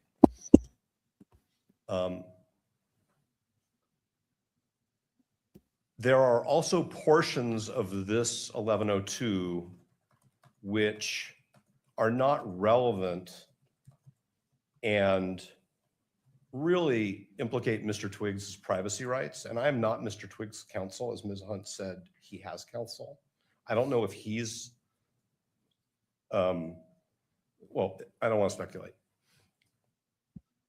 But it's not relevant. There are portions of it which are not relevant, and there are portions of it which I think, especially to be broadcast, implicate other privacy interests. So I'm not trying to create complications, and I'm definitely not trying to take the state by surprise, because I went to great lengths to provide the state with a transcript, with a proposed redacted transcript. And in fact, today we prepared to make it easier on the state and actually on Your Honor. Instead of having redactions with big black sections, we highlighted them instead. So if the court wants to look at our proposed redactions, the court can do that without having to compare two documents. The other thing I want to say is that Don't.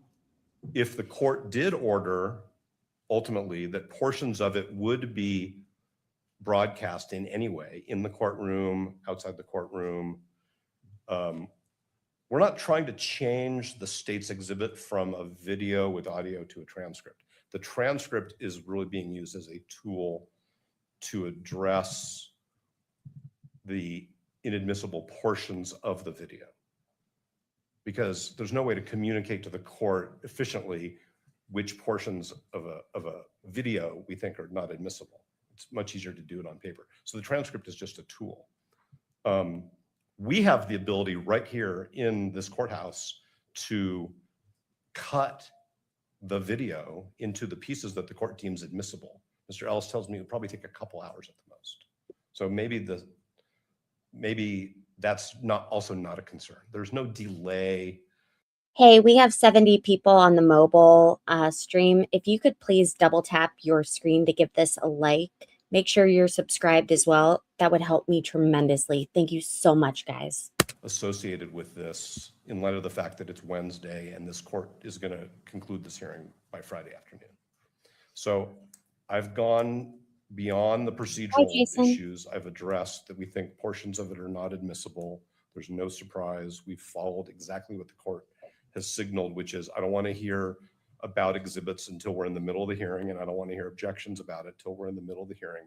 The litigation over whether Section 1102 is constitutional under Mr. Robinson's federal due process rights and the other rights that were addressed. That litigation does not mean that we should have brought to the court proposed redactions to an exhibit in a hearing which hasn't started yet, in a hearing in which the state hadn't until 20 minutes ago even proffered an exhibit. So I understand that the state wants to avoid the substance by trying to short circuit this with a procedural argument.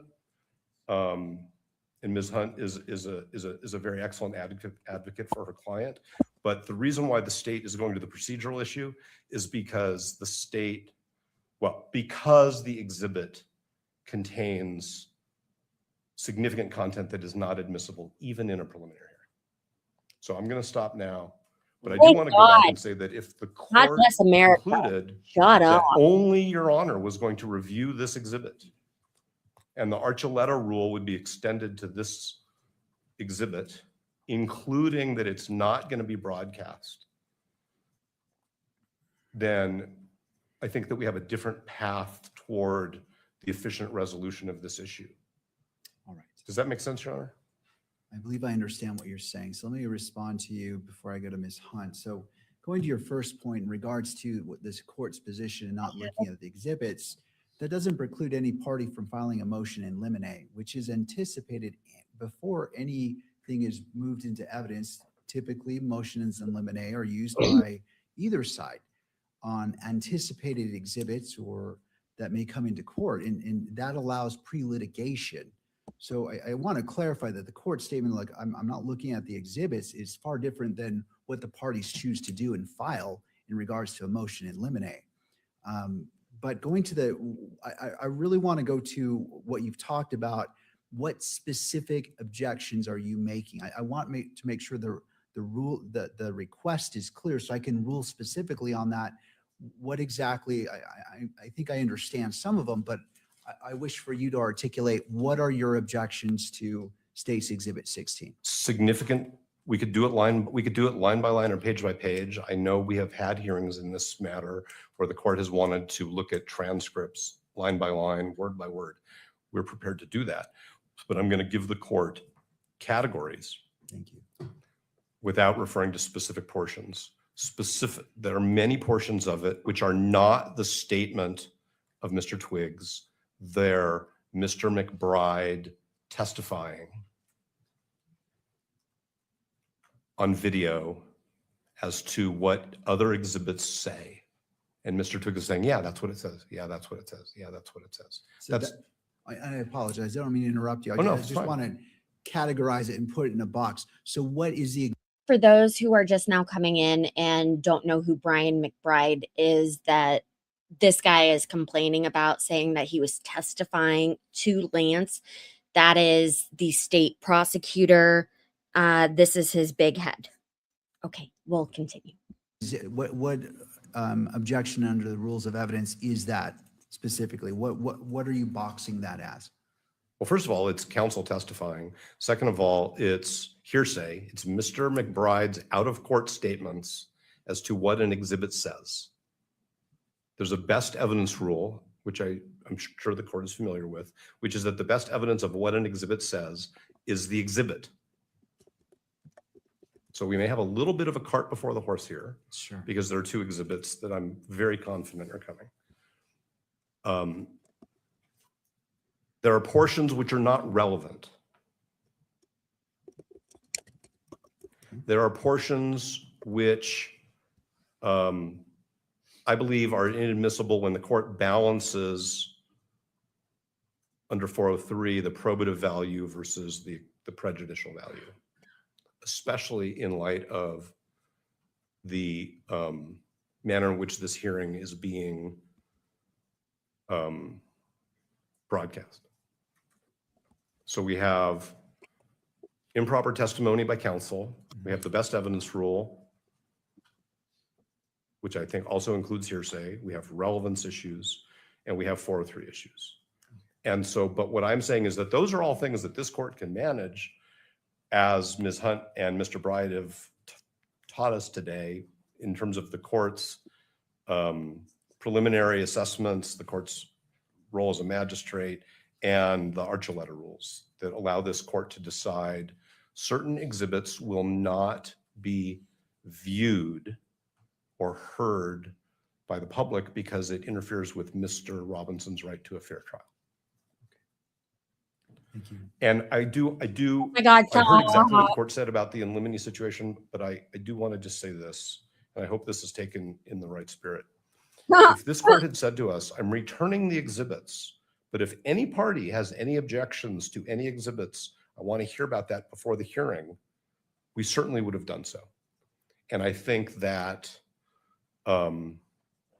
it's probably for counsel a suggestion about how future hearings where there are many or complex exhibits, because there will be such hearings, should be handled, which is we can do in limines before the hearing begins, so that the court knows these exhibits, there are no disputes, these exhibits, there are disputes, these are the disputes, and we don't have to waste courtroom time bringing the court up to speed on what those concerns are. It can all be briefed ahead of time. And we're happy to do that. Thank you. Well, going to the last point, let me be clear on the record that I don't intend to interfere with the duties of either party. It is not my job to say, well, here's what you should do, here's what you shouldn't do. I'm independent. I'm not team prosecution, Wow. team defense. And so I will not dictate how you run your case. Obviously, if it goes against certain rules, constitutional rights, statutes, case law, I will weigh in, but I never want to put my finger on and say, well, Mr. Novak, here's what I think you should do, or to the state, Mr. McBride, here's what I think you should do. That goes outside my role, and I will not deviate from my role, which is not to interfere with the business of counsel.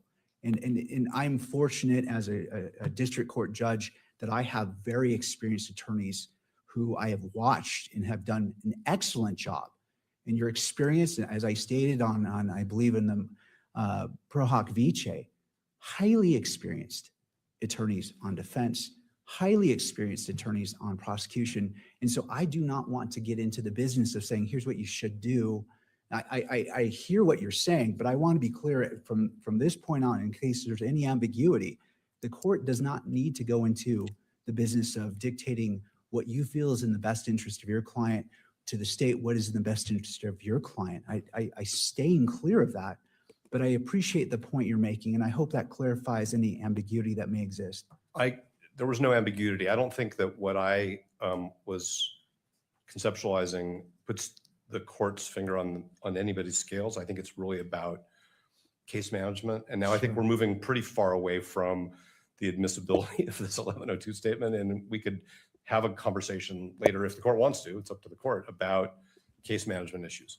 But as I said before, if I say anything else, I'm going to be repeating myself. So I'm just going to stop. All right. Thank you, Mr. Novak. Appreciate your thoughts. Ms. Hunt.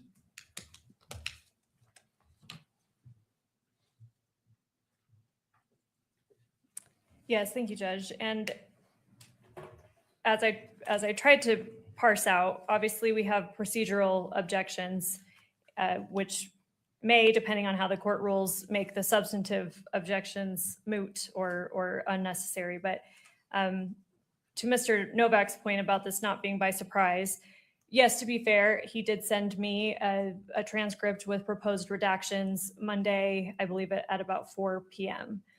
It was not accompanied by any objections that he actually had. So we had to compare the transcripts and, to our best guess, come up with what the substantive objections may be. I am ready to respond to what I believe they may be, and obviously he's now given categories. But I think we're now at the point where the court needs to exercise its ability and obligation under Rule 104A to decide a preliminary question about whether evidence is admissible. But before we do that, because to argue the substantive objections, I want to actually get into the substance of it. And so I think we need to consider whether this is going to be a closed hearing. And then probably, I don't know, I'm assuming the media attorneys will want to weigh into that, because I do want to quote specific sections to be able to advocate for my position, the state's position on this. I think we will need to get into the meat of what is actually stated here. And so I think the court needs to decide if this is going to be an open or a closed hearing, and hear from the media or any other parties that need to weigh in on that. All right. Anything further from the parties as it relates to that? You guys are being so nice on Kick. Thank you. Only that Ms. Hunt invited the media to comment on what the court is going to do.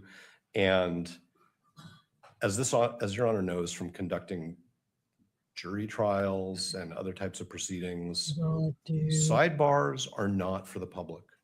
They're not for the public in real time, and they're not for the public subsequently. It is very standard that sidebar proceedings where information is only to be exchanged between counsel for the parties and the court are conducted at sidebar so that witnesses, jurors, members of the public don't hear about those things. And so we are assuming that if the court wants to do this in what we would call sidebar or in a closed hearing, that the transcript of that is going to remain at least temporarily sealed until these proceedings conclude or the court conducts some closure analysis on a topic by topic basis. So that's what sidebars are about, whether it's done in a closed hearing or in an open hearing through whisper. The public, potential witnesses, jurors, potential jurors don't get to hear what the court decides needs to be addressed in a manner which protects the parties' rights.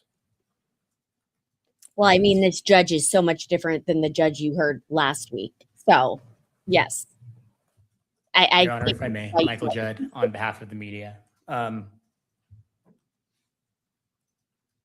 A request to close a court proceeding isn't a sidebar, and calling it a sidebar doesn't make it one.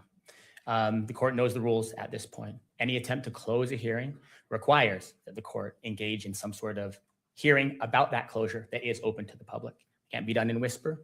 That can't be done with the cameras off. There are occasions where a court may find it necessary to put some portion of some hearing behind closed doors. But the conversation about whether or not that happens, of course, has to take place in public.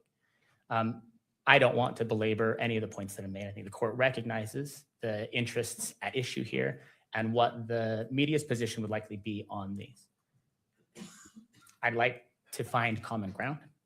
It appears to be Let me just give you a really quick synopsis. What they are arguing about is whether the media has the right to show this video, to hear what is being said, and what, if not, what are they going to do? Are they going to go into a closed session? Because the Kirk family, including Erica, will probably like lose it. So interesting. a significant piece of common ground here is that everybody seems to believe that the video interview that is at issue here is very important. And that, of course, makes people want to invoke protections, invoke closures. From the media's perspective, from the public's perspective, of course, that pushes the other direction. There may be moments of this preliminary hearing, there may be exhibits that do not present significant pillars of support for the decision that the court will ultimately be called on to make as a gatekeeper and as a magistrate. It seems to me, I haven't seen this video, the public hasn't seen this video. It seems to me that this appears to likely to be one of those pillars on which the state intends to base its case and on which the court's ultimate decision will likely rest. That counsels in favor of access, in favor of publication, in favor of allowing the public to see the work that the court is doing and why it's doing it. I recognize Archuleta has been invoked. We respect and understand Archuleta. Respectfully, Archuleta, at least part of its reasoning is based on something very different than putting something on a screen. In Archuleta, there was a request to say, hey, is there a murder weapon? Are there crime scene photos? Can we come handle those, right? Can we look at them? Can we turn them over in our hands? And part of the reasoning in Archuleta was we're worried about that will impact the quality of the evidence and the obligation everybody has to keep that evidence reliable and safe. Putting something on the screen doesn't present any of those sorts of risks. Because this is so important. So this interview appears to be such a critical piece of the case being presented here in this courtroom today. The media's position is that it should be shown on the screen and that the public should be allowed to see it as well. Preach. To the extent there's any sort of compromise at all, the one that is presented by the state, which would allow the public to monitor and oversee and understand and comprehend and assist with the work being done by the court, then something like the state has provided, which is we allow the audio to play. If there is some sort of, it sounds to me like what the state is saying is there's some sort of witness privacy issue that would be served by turning that video off. Maximalist advocates on behalf of the media would always want that video to be on, but I recognize that may be a reasonable compromise. But the idea of shutting the courtroom down to argue about closure or keeping this recording from the people in the courtroom who are allowed here, the victim representatives, the media representatives, the public itself, is simply a non-starter, I believe, under the rules that govern this proceeding. We ask the court to keep this as open as possible. And if there is any sort of narrowing of the public's right of access here, that it be done only in the narrowest way possible, and that it be based only upon recognized interests. And finally, I would say, Your Honor, to the extent that I hear any sort of real counter interest at all, it continues to be a fair trial interest. I take that important. We recognize that its importance. We take it seriously. The court has also over and over again recognized what the right approach to that is to say there are mechanisms in place under Algier to say we do an expanded voir dire, we do a jury questionnaire. We can handle those counter interests. And on behalf of the media and the public, I'd ask that the court handle this dispute that way. I think he did the best Any job. comment by any of the parties? All right. Mr. He's a Novak. good lobbyist. He's a Only lawyer, but he's a that I want to make an additional assertion about why the court should handle this exhibit pursuant to Archuleta. But I want to make that argument a sidebar because the whole point is to protect my client's right to a fair trial. And by making part of this argument in open court, it's a self-defeating exercise. So when the court resolves whether it will hear from us at sidebar, we're prepared to do that. All right. The issue is sidebar is public because the transcript's open. So just because the parties request sidebar and the court invokes the white noise, that doesn't make it private. It simply obscures the noise in the courtroom because that goes in the transcript unless it's a closed hearing. So Then we would like to have a very brief closed hearing to lodge another objection about This the is not publication time. of this, of any portion of this exhibit of certain portions of this exhibit beyond your honor's eyes. That's what I'm saying. thank you. All right, right now what we're going to go ahead and do, and what I want to do is I want to look at the redactions that you're Yes, proposing. sorry.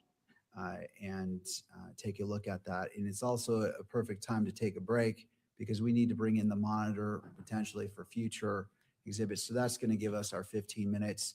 I want to review that so I can be brought up to speed because the transcript, from what I understand, is just a transcript with suggestions of what defense wants to redact. Is that correct? That's correct, Your Honor. And so what I would suggest, well, if this works for the court, is we will email to the court staff something we've already given the state, which is the proposed redacted version of the transcript. I understand that the state wants a video to be presented as evidence. We can get there if the court concludes there should be redactions. It's not redacted through blackout, it's highlighted. So the highlights are the proposed defense redactions, and Mr. Ellis can make sure that your court staff receive that, and it can either be emailed to you or printed out, whatever works. Any objections, Ms. Hunt, from the court reviewing the proposed redactions in order to bring the court up to speed at whatever argument the court may entertain? No, Judge, but I want to clarify for the record and for myself, is the court ruling on my procedural objections, and I want to reserve the right to make my substantive arguments using what's actually in the exhibit. So being able to quote directly from it, knowing that if it's not a closed hearing, those portions of what I'm saying are going to be on the record and broadcast. So the court is not making a ruling right now. We're just going to take a break and then we're going to come back on the record. But on the break, I'm trying to maximize the time. And that's why I'm asking, is there any objection to me reviewing what it sounds like defense has sent you, which is just the transcript highlighting what they're anticipating redacting? I just want to bring myself up to speed. So on the next step, when I make my ruling, the court is ready to go This is and so maximizing the obnoxious. time, because we also want to put up a monitor. So there's like 3 things we can accomplish in the space of 15 Fair enough. minutes. The state has no objection to that. All right, Mr. Novak, if you wouldn't mind sending what you sent to the state to the court for review, and we will take a 15-minute break. It is now, let's go a little bit longer. Just I want to make sure everything is in place. Let's come back at 3 o'clock and we'll proceed from there. Court is in a brief recess. Okay. First, and obviously most importantly, yes, I did change my shirt again. I found a cotton tank top, so I'm not sweating. Put your questions and comments and thoughts in the chat. Let's talk. One of the things that I brought up on this morning stream, which is now deleted, were pieces of evidence that we found out about yesterday during the hearing. We saw a video featuring Tyler, allegedly Tyler, walking in the parking garage where he had his Dodge Charger. He had specific rims, so that stood out to the police. He was wearing shorts, a hat, blah, blah, blah. He goes to Chick-fil-A, literally the most Christian restaurant he could ever pick. He sits down for a delectable, tasty treat, and then he decides to go essentially assassinate someone. If you believe the state. Once again, that's a lot. A lot of you, I would even go as far as to say half of you do not believe this to be true, which is just, it's almost like a Karen Reed situation again. We have so many people that are like, oh my God, how could that even be possible? The cops would never do that. But then we see situations like this and hear about testimony where Tyler was seen in a car with 3 other men, one of which being bald. We hear about I'll say it, we hear about a bullet that was not used on a different rooftop. But the lead investigator got on the stand yesterday and said that that was just one of the police officers clearing the scene. There's, and the question I will mention to you guys that I have is, how in the world does someone who is not a student, whose boyfriend is not a student, who, for that case, lives pretty far away, know, A, of all, where Charlie was going to be speaking, B, of all, know that he could access a roof, C, which roof to access, where all the cameras were. These are the questions that I have as a completely, in my opinion, I wouldn't consider myself biased. And I know that the people that watch me regularly would say that I'm usually telling everyone to hold off and let's listen to the defense first before we come to any decisions. I need to hear these arguments. I need to see this evidence. And with every day that's passing, we are getting a much better idea of what they are working with. It was a horrible decision. I don't know why someone made the decision to do a half day today for them. Horrible idea. Absolutely horrible. They only have 2 more days left to present testimony when they have a defense attorney like Novak, who stands up there and filibusters for 30 minutes.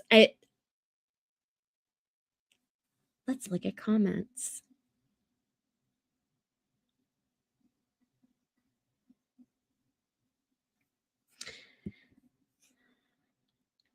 We all seen the life of a person taking away live on video, so I think it's only fair the trial and everything else should be open, and I appreciate that. Thank you so much.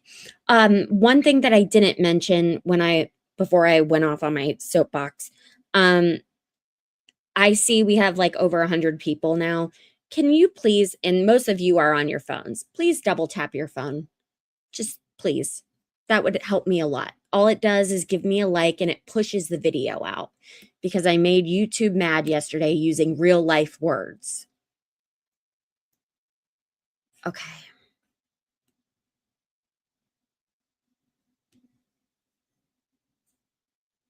Hey, MLS. He said, hey, I'm a member. And then he said, oh, nope. No, I'm not. I didn't see your name come up on there. Yeah, I could use a coffee.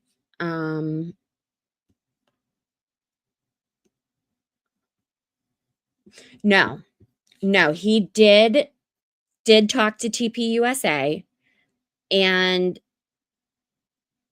that is very little time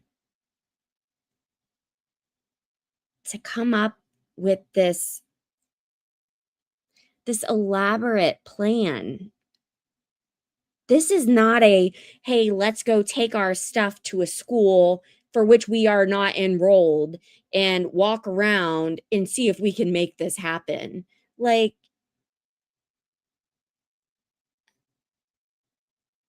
that doesn't fit the profile. It's just, the math ain't mathin' with this.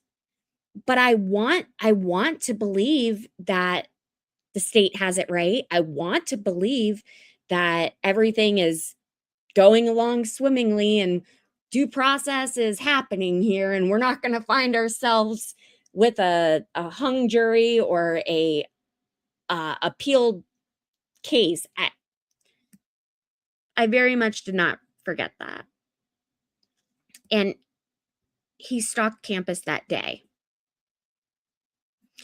Yeah, I mean, this is very much now becoming a realization for me that how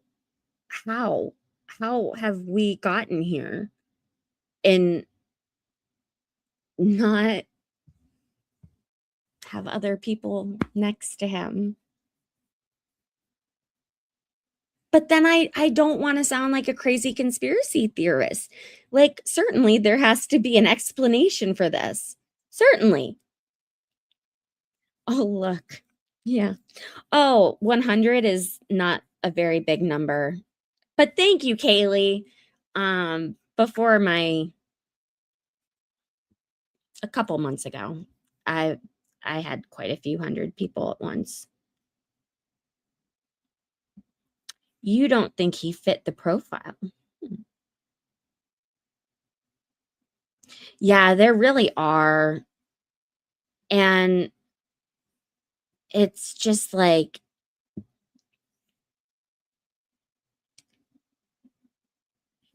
I would literally die before I let that happen to me. I'm just saying, I don't know about you guys, but I would literally be like, fight me, bro. Whoever wins. It just, are we assuming that he's that much of a pushover or someone has that much leverage over him?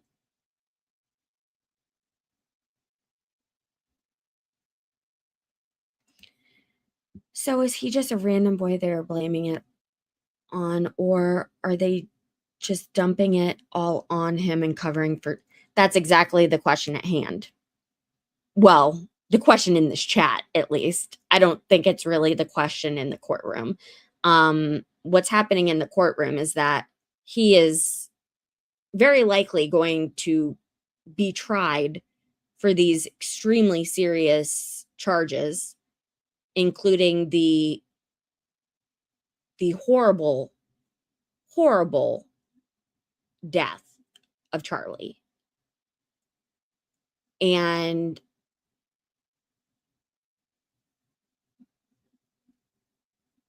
we're supposed to hear evidence like we did yesterday and not ask questions. Now, I think Crazy Candace, I mean, she, I guess, told her viewers that, excuse me, that she confirmed, no, I'm sorry, that was not Tyler in the photos, even though Tyler's mom confirmed that was him. Like, she gave a visual ID when the cops knock and talk. Can you confirm whether or not this is your son? Obviously, the conversation did not go that swimmingly, but she confirmed that was her kid. I will get it back. I know I will. It's about not wanting people to speak when they say things you don't want to hear or don't want out. That's why many didn't understand after.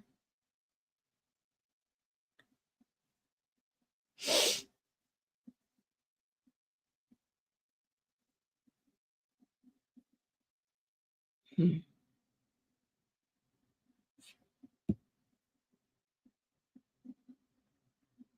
And that's okay. So I actually tagged Rose with Thorns in a YouTube video last night that I saw of a guy putting that thing if I say the G word, YouTube will lose its literal mind and kick me off.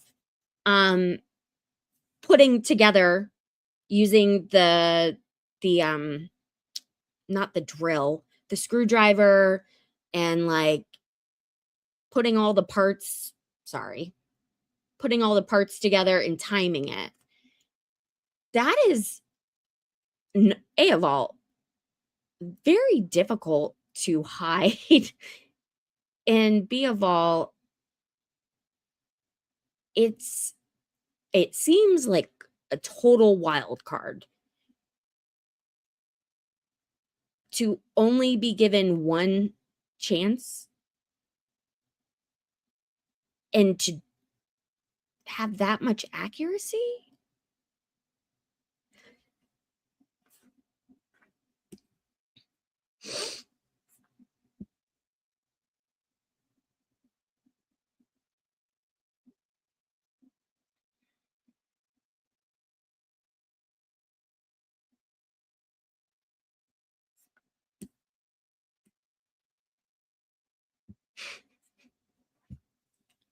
So subtle, Rob. They are furries. Next. If someone tried to accuse me of something like that and I didn't do it, I'd be screaming every second of every day. That's why I was like, I would literally go onto a literal death match. Like, fight me, bro.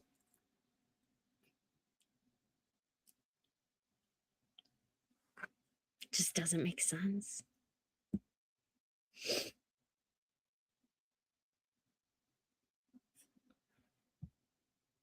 I can't put what you said on screen, Magnetic Man, because it includes a very real word.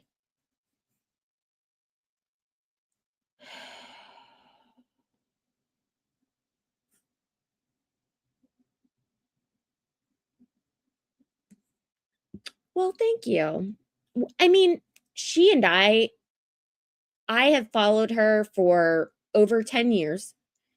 I think that she has taken a turn that is just different than where we started.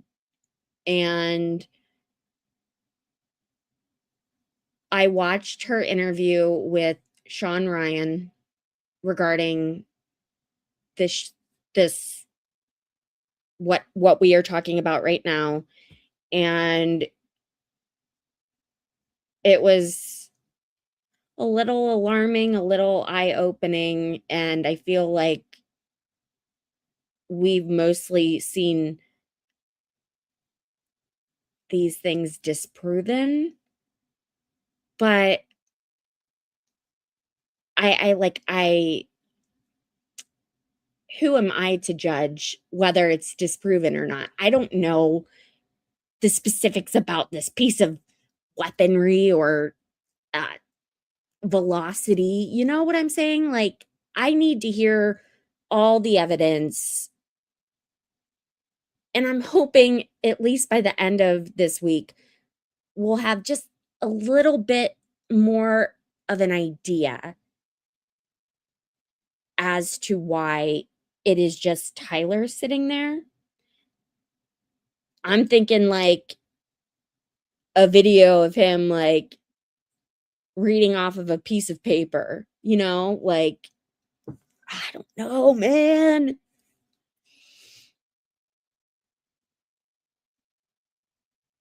What in the hell is the Order of Eastern Stars, dude?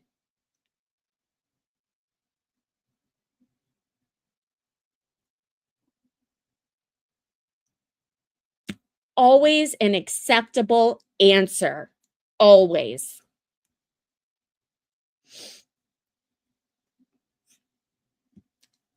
I don't have kids, so I don't have to worry about that, I guess.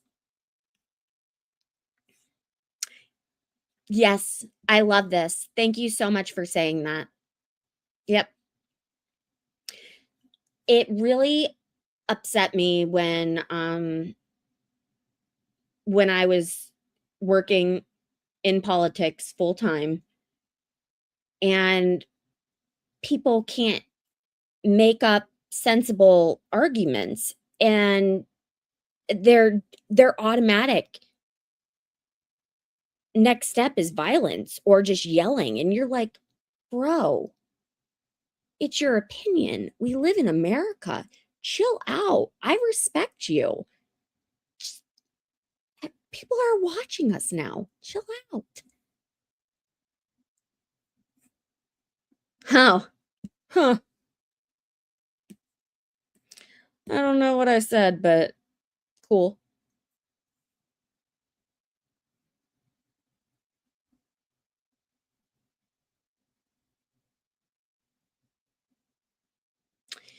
So I wrote something about the chain of custody as well. That's a big one for me. Where that bullet is that was found on the other area of the Losi building is what I wrote down. And underlined chain of custody.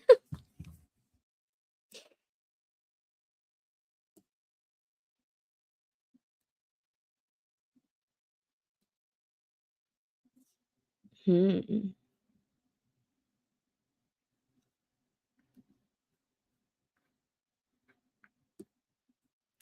I don't know what we were talking about. That's the thing about this. Oh, looks like we're getting ready to go back to court.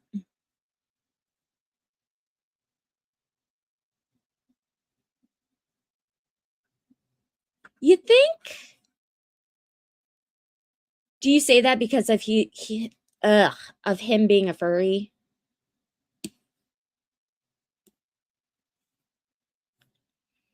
Do we really know how good of friends they really were?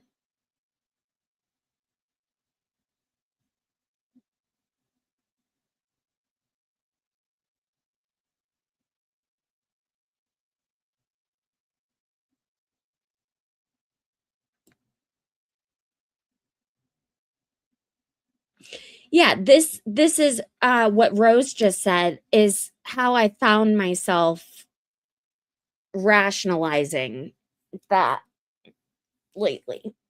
It's a lot, man. It's a lot.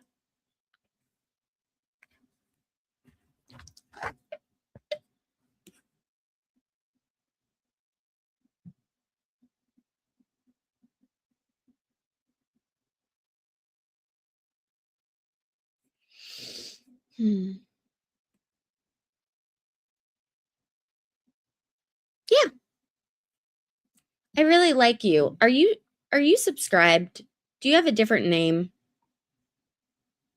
Make sure that you're subscribed.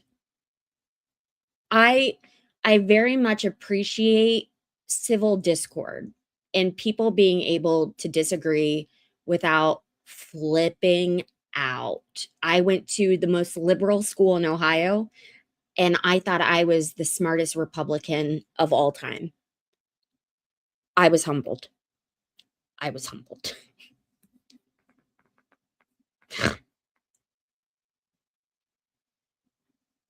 Oh, it's the female Free the Masons. Free the Masons. I didn't realize I say that out loud. I've texted that before, sorry. Apparently my grandfather, my mom's like dad, he died when she was young, but he was a Freemason. Yeah, I absolutely think he's at peace. Oh my God. Can we just like have a conversation about mental health not being like a stupid pansy topic? Like this is a serious concern. And these people out here, if you want the like the craziest of the crazies, go on Twitter. I mean, do I love it? Absolutely. but it definitely makes me question my perspective on things. And once again, it also humbles me.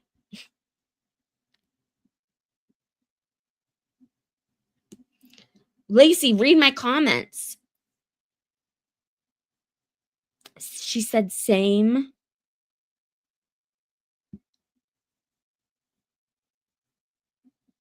Okay. All right. He's not screaming because he is very aware of the situation he put himself in willingly, I'm thinking. Got you, got you, got you.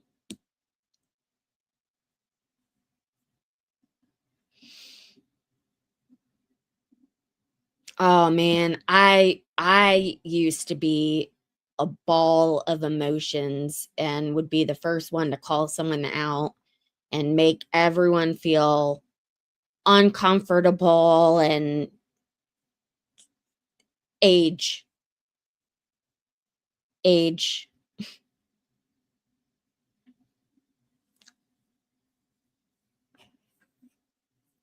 Really? Is that true?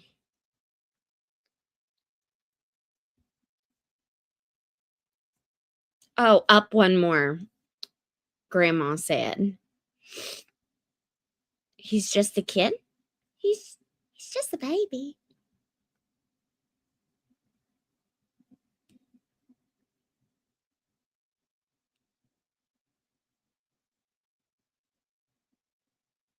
Are you guys done with your little closed door ceremony back there, Judge?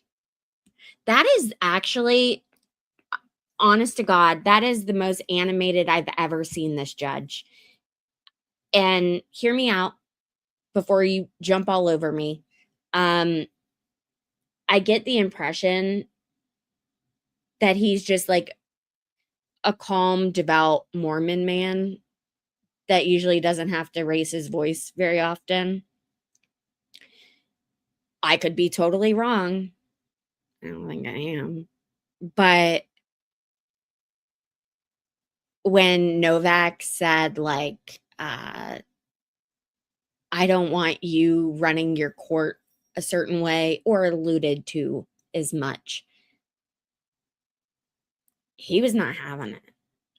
And my viewers last week, they watched a crazy judge, like a literal crazy judge. And so this is a nice change. Oh my God, what are they doing over there? I was told I need to look up one more.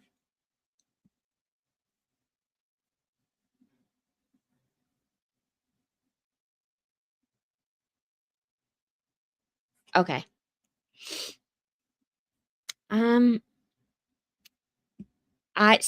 I avoid other people's drama, but I have auditioned for Big Brother 3 times. It might be 4.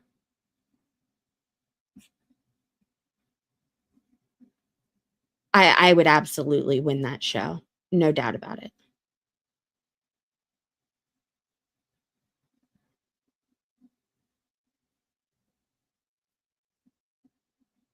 Mostly because I can say what I mean and mean what I say and just not say it mean.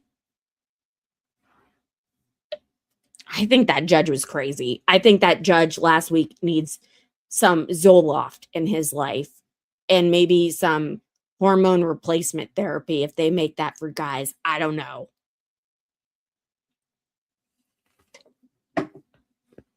Welcome back, people.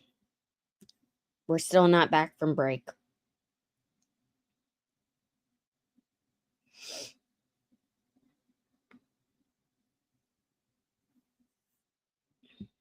Yeah, it's 5:10 here, but it's 3:00 in Utah.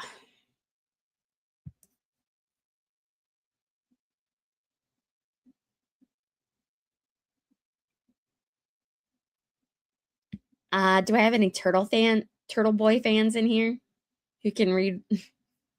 What Magnetic just said. Every Thursday, 10 p.m.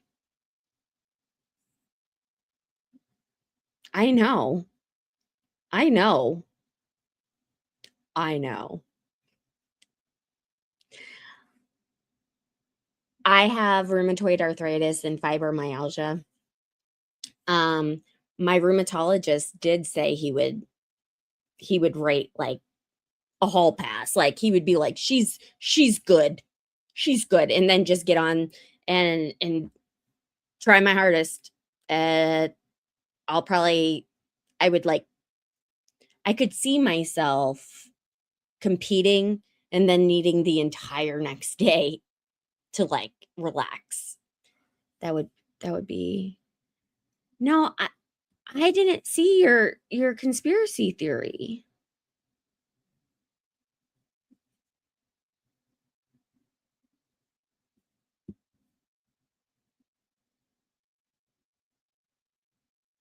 Oh, well, I'm kind of like Alex. I'm very good at bringing people out and reading people, assessing a situation, and kind of like if I need to take the brunt of criticism to make someone else feel comfortable in an uncomfortable situation, like I have thick skin. My mom has Crohn's as well.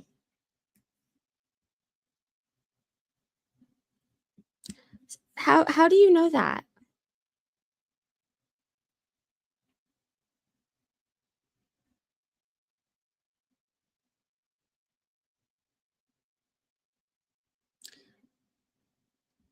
I don't know if that's true.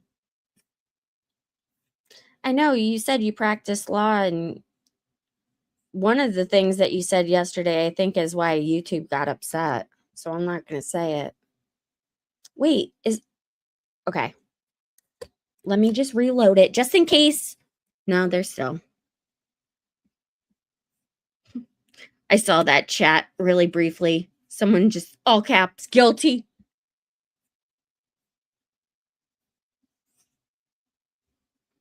Yeah, I didn't know I had rheumatoid arthritis until I feel like it hit me like a blind person walking across the street, a taxi coming at 50 miles per hour. I don't know. That was a very vivid description that I've never even thought of before. It just came out.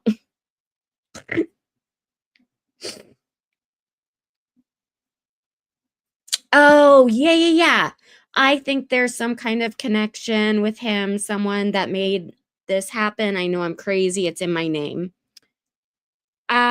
What you're saying is very much what other people are saying.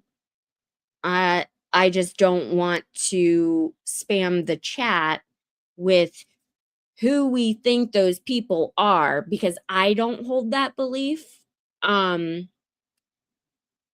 a lot of people are saying online. I'm not speculating what grandma thinks, but that also could have been one of the things that set off YouTube yesterday.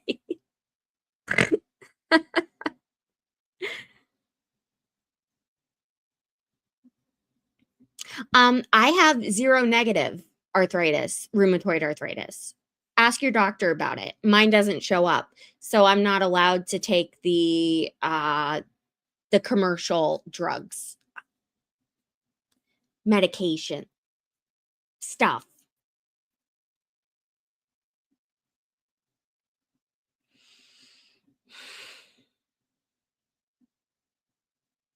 Well, Rose, did you hear me at the beginning of the stream that yesterday's stream got demonetized?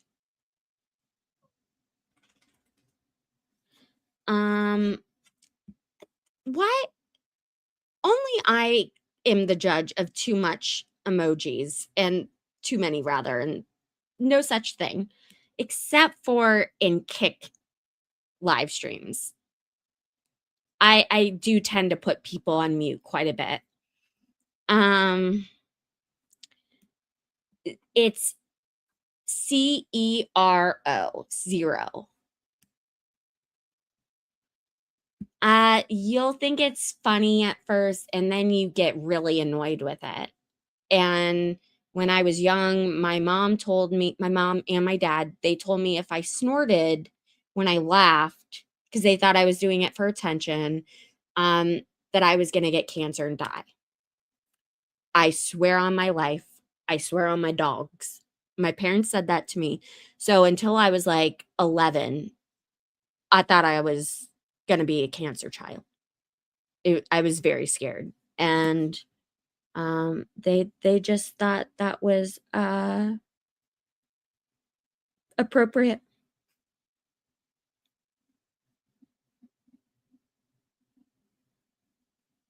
Wow, magnetic man. That's kind of wild.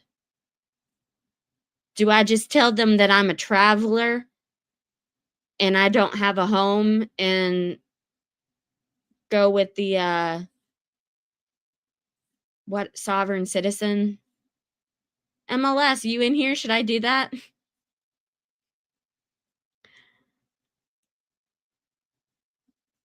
Oh yeah. I saw that the photographer caught that, and don't worry, Karen, I think a lot of people feel the same way.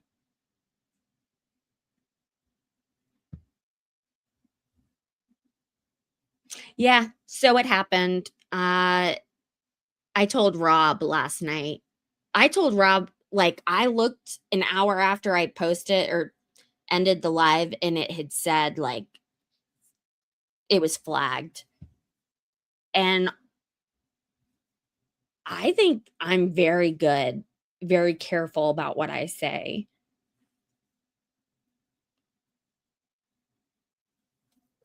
Tell me the secret sign, the secret sauce, super magnetic man. Oh, well. That's literally what I tell people. I tell people, like, oh, you think it's funny. It's literally because I have a deviated septum, and sometimes I will just be sitting and I will snort like a pig. Like a pig. A feral animal. Now that we've lost 70 viewers. Yes.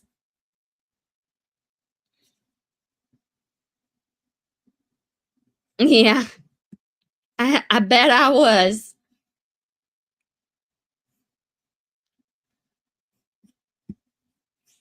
Yeah, I literally can't believe my parents did that. I was an only child, if you couldn't guess.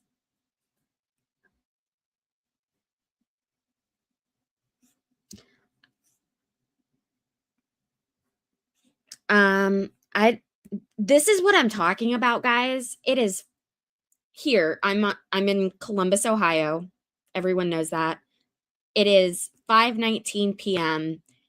They were supposed to be back in the courtroom ready to proceed without any more delays for the day at 5 o'clock my time.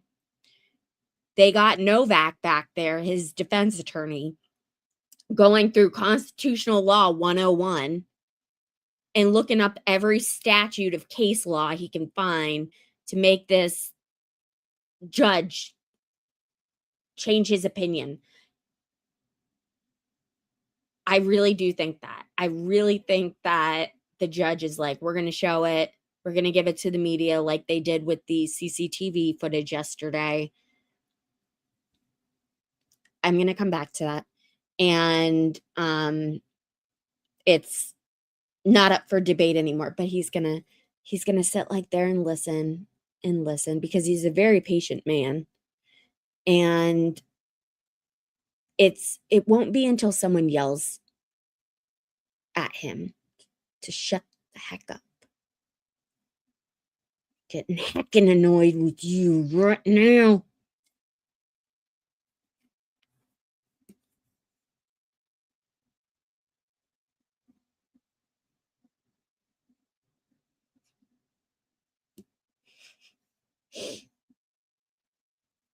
Oh, for everyone, this is the way to get out of a speeding ticket, not to upset a police officer. I don't know, just someone in my chat. Don't blame the messenger.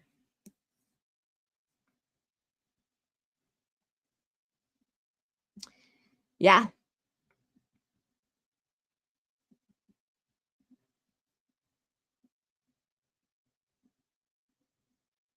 Oh no.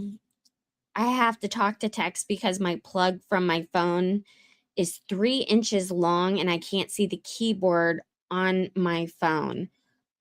I always go to TJ Maxx, and in the aisle, they have like chargers for sale that are 10 feet long, and I stock up on those. I put those things everywhere. They are in every family vehicle, every potential nook and cranny. I have them ready for the guests. I don't have guests. I know this is going to sound like a really weird thing. Guys, my hands feel disgusting. I'm going to go wash my hands really quick. I don't know why they would, but I'll be right back. Ooh. Talk amongst yourselves. Keep talking. We can keep conversing. Oh, so I go like this.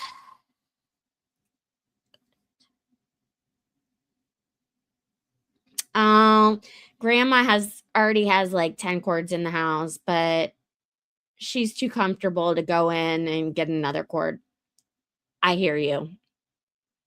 I absolutely hear you. Be right back.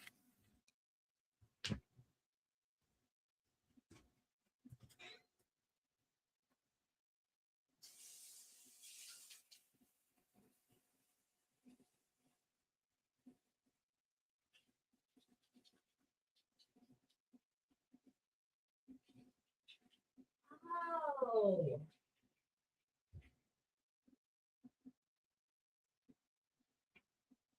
I wonder if it's my shirt that I was wearing. I don't know why. I feel like it was probably the shirt that I had on. So what else did we here?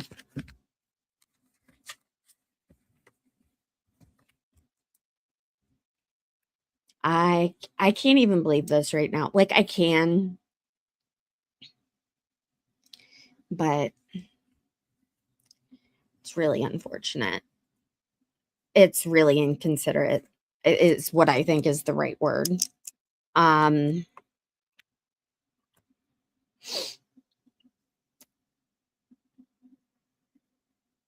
This deserves the time and the attention to detail that I'm afraid it's not going to get, because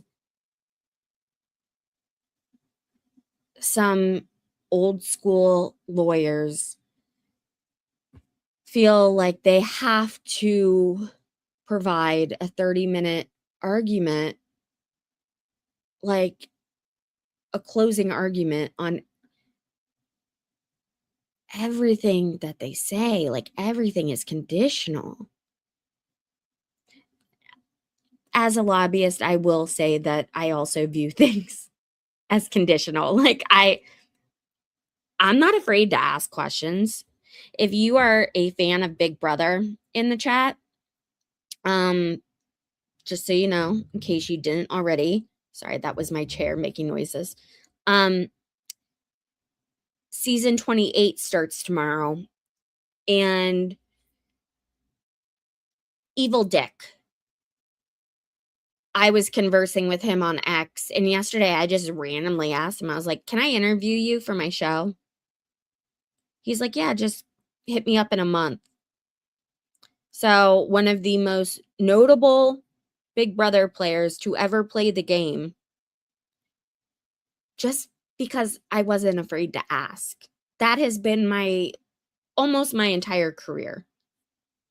Just, you have to, what's the worst they're going to say? No?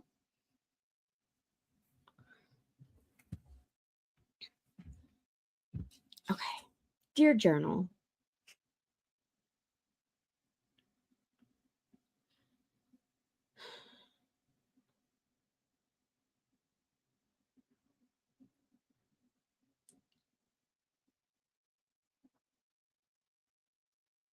Oh, chain of custody issue. It's not, hold on.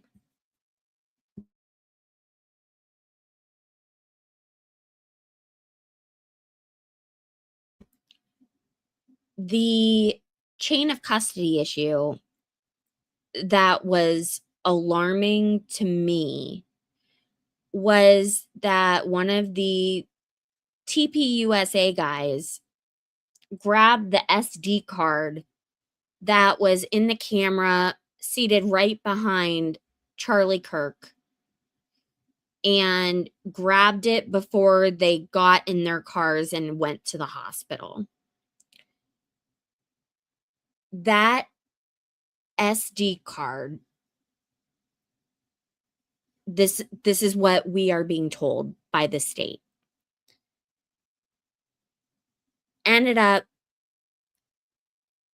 getting images and videos put on a flash drive, which was then provided to the FBI several months later.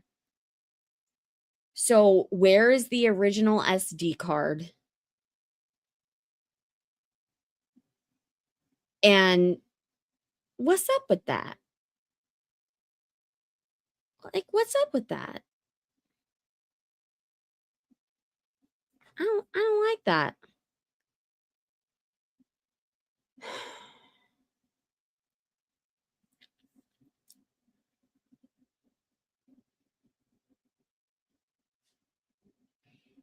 Wow. You know who also has MS from Utah? Shit, I just remembered the stupidest things. Mitt Romney's wife. That was like healthcare was going to be a big issue for her as first lady. Oh my God, are we starting? Or did the camera just seize?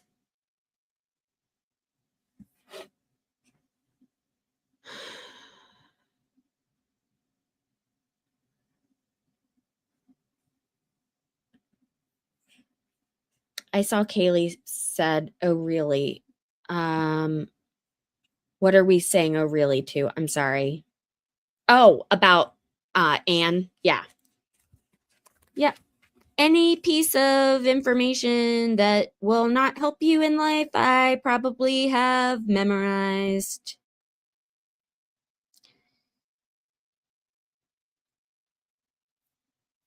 And then yesterday, around 12:45 my time, it sounded like Nestor, which is one of the defense attorneys.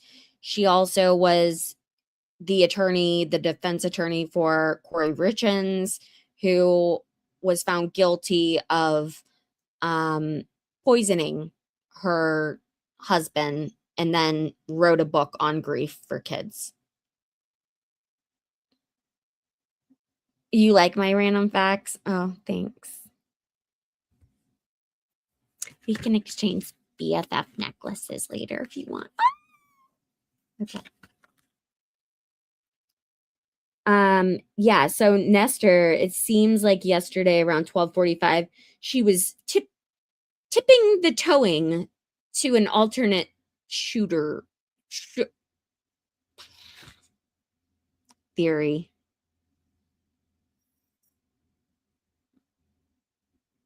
No hope. No hope for me. No hope. Hey guys, if you are still watching and you haven't double tapped your screen, what's up with that? What's up with that? What's up with that? Let's see how many likes we have. Yeah, come on. What's up with that? Come on.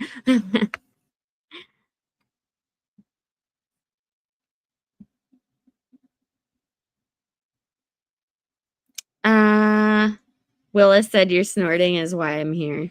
Thank you, Willa.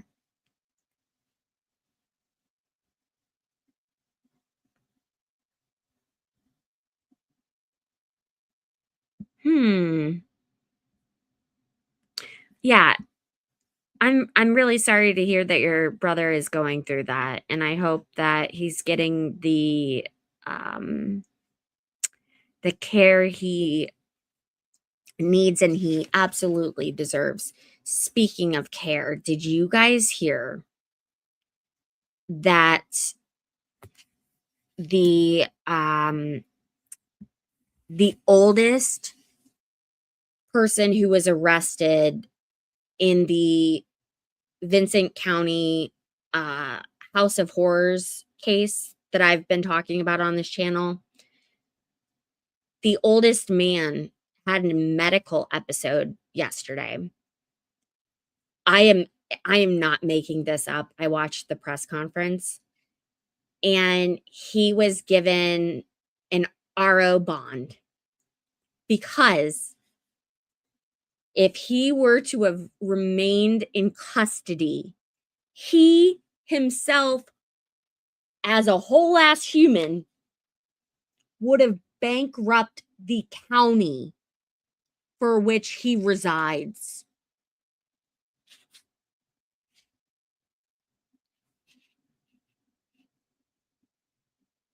You think you have problems? Are they bankrupting an entire county in Ohio problems?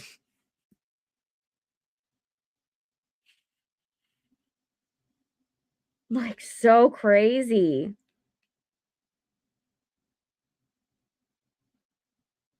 It's so wild. What? And now.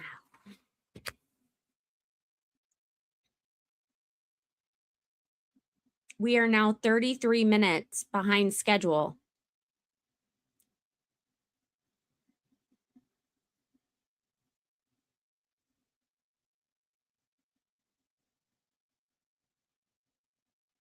I'm not, just give me a second.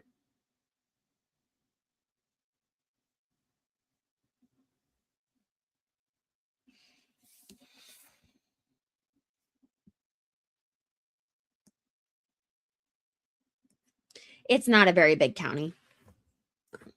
It's not a very big county. It's a very, very, very poor county.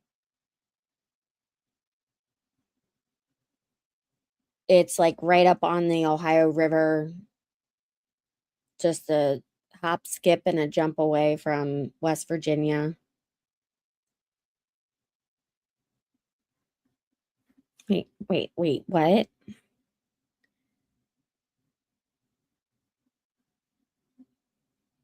Shut up.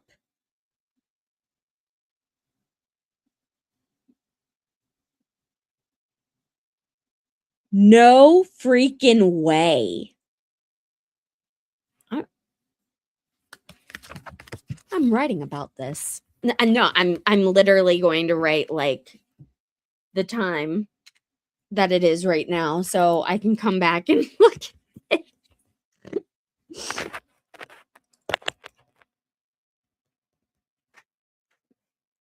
Sturgis.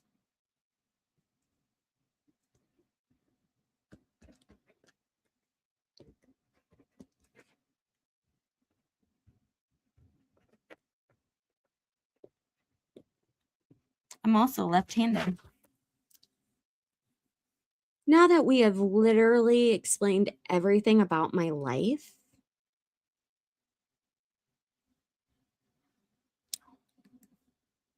oh, what did I do? Oh, shit, shoot. I scared myself. I thought I pressed the end stream button. That's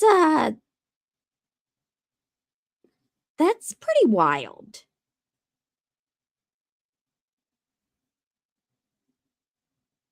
I mean, how many millions of I have so many questions. I have so many questions right now. That is so crazy and absolutely inexcusable, to be honest. Like that's the word irresponsible just keeps coming to my head. Like that's wild.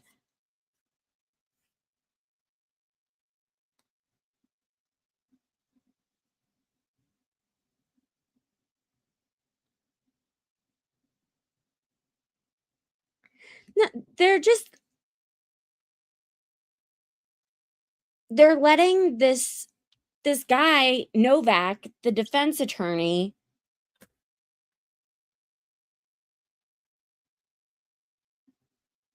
veto and filibuster and ruin everything.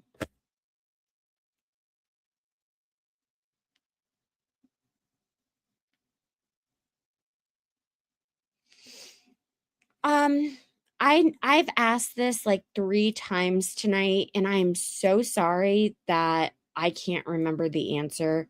Kaylee, did you join the Discord? Did Grandma? I may have even said hi. I don't remember. I was a bit excited when Maybe gave away the membership, so everything's kind of a blur. I feel like they are. He's just such a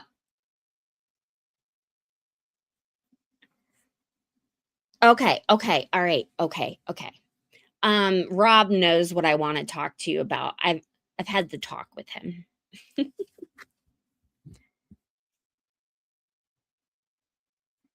Oh, you've literally missed nothing.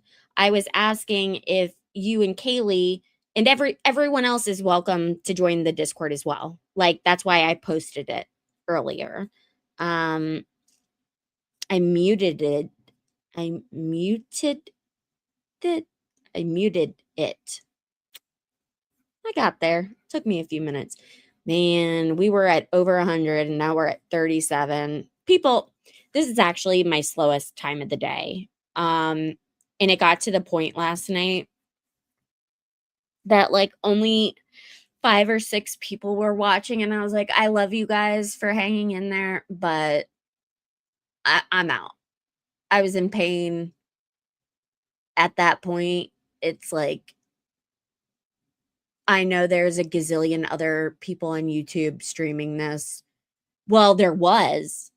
And then today, all of those YouTubers decided to start covering a trial out of New Mexico. And so it kind of slimmed down the content creators covering this trial. Here we are. Woo! Court is back in session. Goodness. Noting the presence of counsel and all parties, I appreciate your patience. Sometimes it takes time to save time, and so that was the intent of this court in addressing what is before What kind of this messed up court logic as is it that? relates to shit? State's Exhibit 16. Sorry for cursing. Counsel, this time I've taken time to look at the video anew, also reviewing what Mr. Novak submitted, the redactions requested, and reviewing all parts of it in great detail.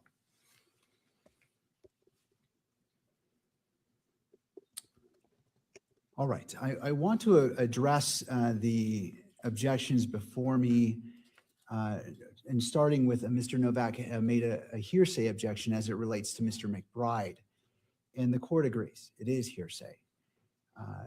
at the same time, I'm only going to consider Mr. McBride's statements to provide context for the things that Lance Twiggs says and for their effects on Lance Twiggs. And as such, the hearsay objection as it relates to the statements of Mr. McBride in State's Exhibit 16 is overruled. Turning to relevance as it relates to State's Exhibit 16. And I agree in part and disagree in part as it relates to this objection. So there are portions of the transcript, or I say transcript, but what I really mean is State's Exhibit 16. And I appreciate the transcript. I found that to be helpful. It's a lot faster than trying to like scroll. And so I appreciate that being provided. It was helpful to the court. And to be fair, I found it to be a true and accurate representation of the actual recording. So did I listen to every word and compare it? No, but from what I reviewed, I did not find any inconsistencies, just to put it on the record so there's no misunderstanding. But there are portions of the transcript, State's Exhibit 16, relevance is still not clear to me. However, as the magistrate, I am able to distinguish between what is relevant to a probable cause determination and what is not.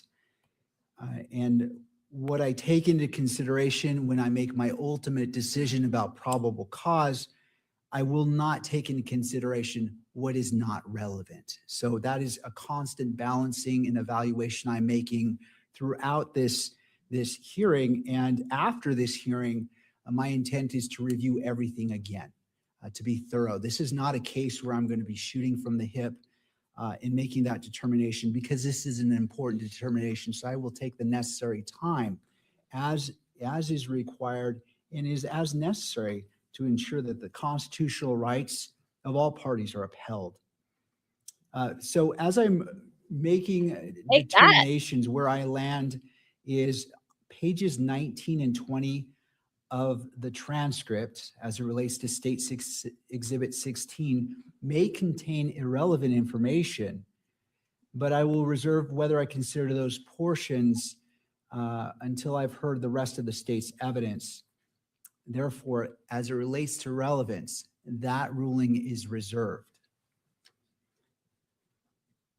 Now, turning to the other objection, which is Rule 403, prejudice.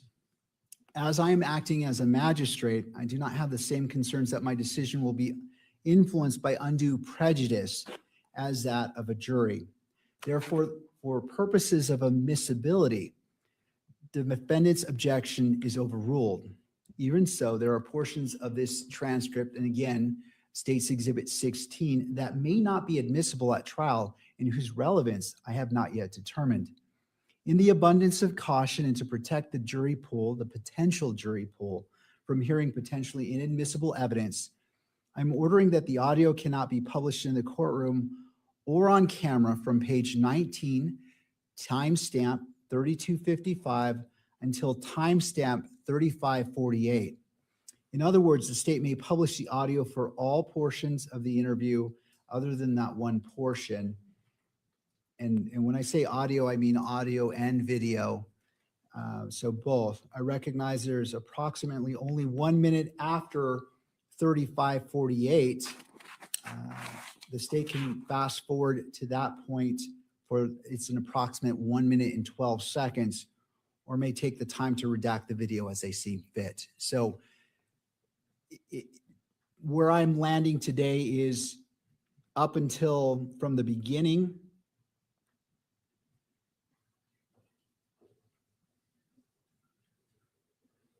until that page 19, 3255, that portion I am ruling is admissible and may be published. All right. We're Again, getting if the something. state wishes that last minute and 12 seconds to be played, Yeah. they can either take the time tonight to redact what the court is not going to allow to be published. And I wish to differentiate. I'm considering it all. But for publication purposes, that portion is not going to be permitted to be played in the courtroom. would you state those times again that you are ordering not to be published? I've got Yeah, Kaylee, 32:55, if you need to go, it's 35:48. okay. Right. Those are the two timestamps for that. And I hope that's helpful as both parties are trying to review on the transcript and State's Exhibit 16. And that's from 32:55 to 35:48. Right. Okay, I thank you. got you Is guys. not publishable in the courtroom or on to be broadcast. Finally, I want to recognize both parties wanted the benefit of the record to be more specific in their arguments concerning their objections. So if those arguments pertain to timestamp 3255 through timestamp 3548, I'm willing to allow you to do that in a closed hearing. Please be mindful of the time and keep your arguments succinct. With that in mind, do the parties have any arguments they feel I have not considered in my ruling that require? Why are you closed even hearing? giving them the opportunity to object or talk? Oh my God, not him. Worst case scenario. Yes, Your Honor. Oh God. And so I'm just going to tell the court what I think the general nature of that is without getting into the details, because I Sure. do think a closed hearing is appropriate. There are, What an unbelievable okay, way. setting aside the 1102 issue and objections, there are statements in this video by Mr. Twiggs attributed to Mr. Robinson. Okay, Mr. Robinson said. There are two other exhibits, which I've said before, I'm confident the state will offer, which Mr. Twiggs says in this video, those are statements by Mr. Robinson. Okay, I will acknowledge that separate and apart from 1102, the statements of a party opponent are admissible if relevant. In fact, they're not even hearsay, right? They're excluded from the hearsay rule. But the question is whether statements of Mr. Robinson of the nature that I'm referring to can be published, not considered by the court, but published without violating Mr. Robinson's 14th Amendment due process rights. And it is our view, as we have said in our earlier papers, that the answer is no. Publication, especially on in the way this proceeding is being published, would violate Mr. Robinson's due process rights under the 14th Amendment.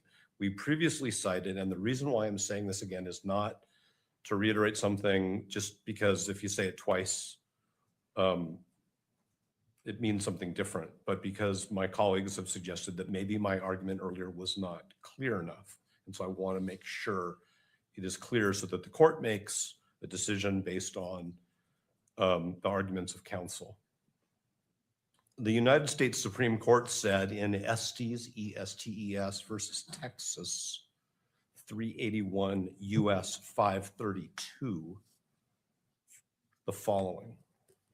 In Rideau versus Louisiana, and that's R-I-D-E-A-U, this court constructed a rule that the televising of a defendant in the act of confessing to a crime was inherently invalid under the due process clause of the 14th Amendment, even without a showing of prejudice or a demonstration of the nexus between the televised confession and the trial.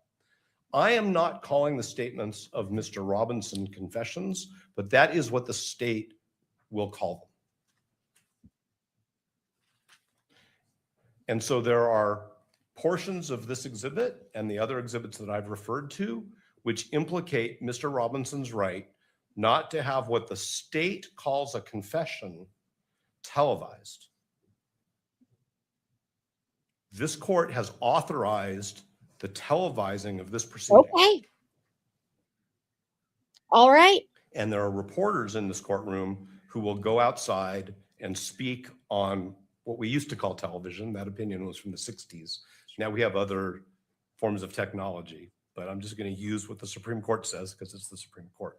So we are very concerned that the publication beyond this court's eyes of what the state will call confessions at trial violates Mr. Robinson's due process Holy rights shit. right here and now today. And I know that we said that before in the litigation, but now we're exhibit specific. Do you guys hear those If I military? haven't been clear about the argument, I want to make sure I'm clear about it, because the court's decision to allow this video to be televised and the other two exhibits to be shown to the camera in the back of the courtroom is exactly what the Supreme Court says violates the 14th Amendment.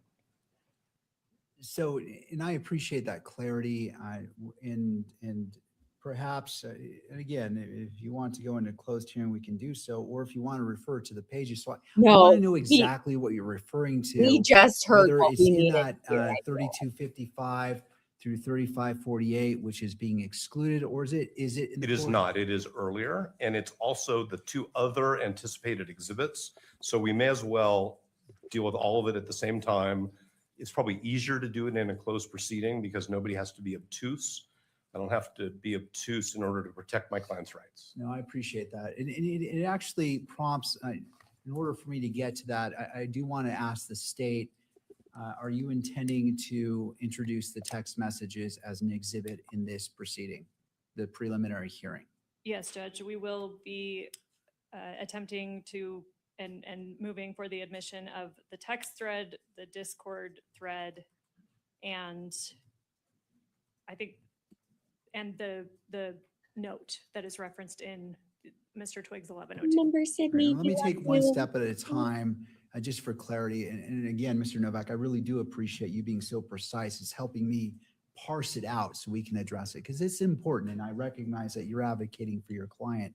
And so I want to give it its due time. The text messages, from my understanding, and either side weigh in, my understanding that those were released to the public months ago in their entirety.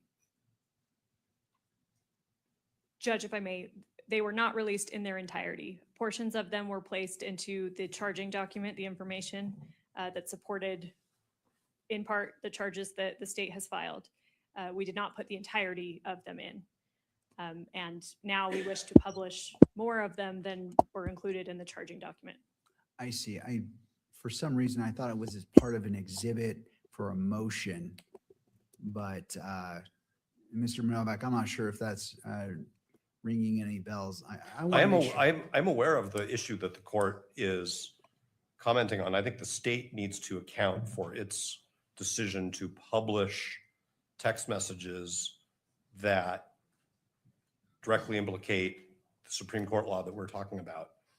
And don't want to pretend that I can anticipate what the court's concerns are, but that doesn't cure republication on television of what the state will call a confession in this proceeding. So in other words, this is not like, oh, the cat's out of the bag or the barn door's open. This is another opportunity to violate Mr. Robinson's constitutional rights. And I'm not at all suggesting that somebody is intending to do that. Certainly not the court. And I'm confident that the state's counsel would never intend to do that, but that would be the consequence in reporters of further televising what the state refers to as, previously referred to as confessions, and certainly would refer to here in this proceeding as confessions. We are so acknowledging that they are statements of a party. Be safe. I hope you're feeling better. We have not filed anything in this case that publicizes the text messages, the Discord chat, the note which Ms. Hunt is mentioning, and now that Ms. Hunt has said that, yes, we want this note to be presented into evidence, and the court knows what this note is because the court's now watched the video. That's another piece of the same problem. So this is all simplified by the court being extra cautious about Mr. Robinson's constitutional rights, considering these exhibits to the extent the court deems that they're admissible and portions of them are relevant. Team no appendix. And not further televising them in this proceeding in a manner which we think is inconsistent with what the Supreme Court said in Estes v. Texas. All right. I appreciate that, Mr. Novak. Ms. Hunt, would you like to respond? Because I understand what Mr. Novak's saying, and there may be a 403 issue as well as it relates to this. And I'm not going to pretend to read your mind, but I'm sorry, Jesus. What's your name? because I can't do that. All right, Ms. Hunt. Just to clarify for the record in the court, the state's position is that we would like the audio played. The audio may be captured by the cameras What's she in the doing state's with that position, thing? but we never intended to visually put them on the monitors such that cameras can capture them and pause or get the actual exhibits, substances of the exhibits. I believe that was the media's position, Lighter if I remember correctly, is that they want everything audio and visually displayed, but the Give state's it position is all. just, we just want the audio played. Right, but what's it?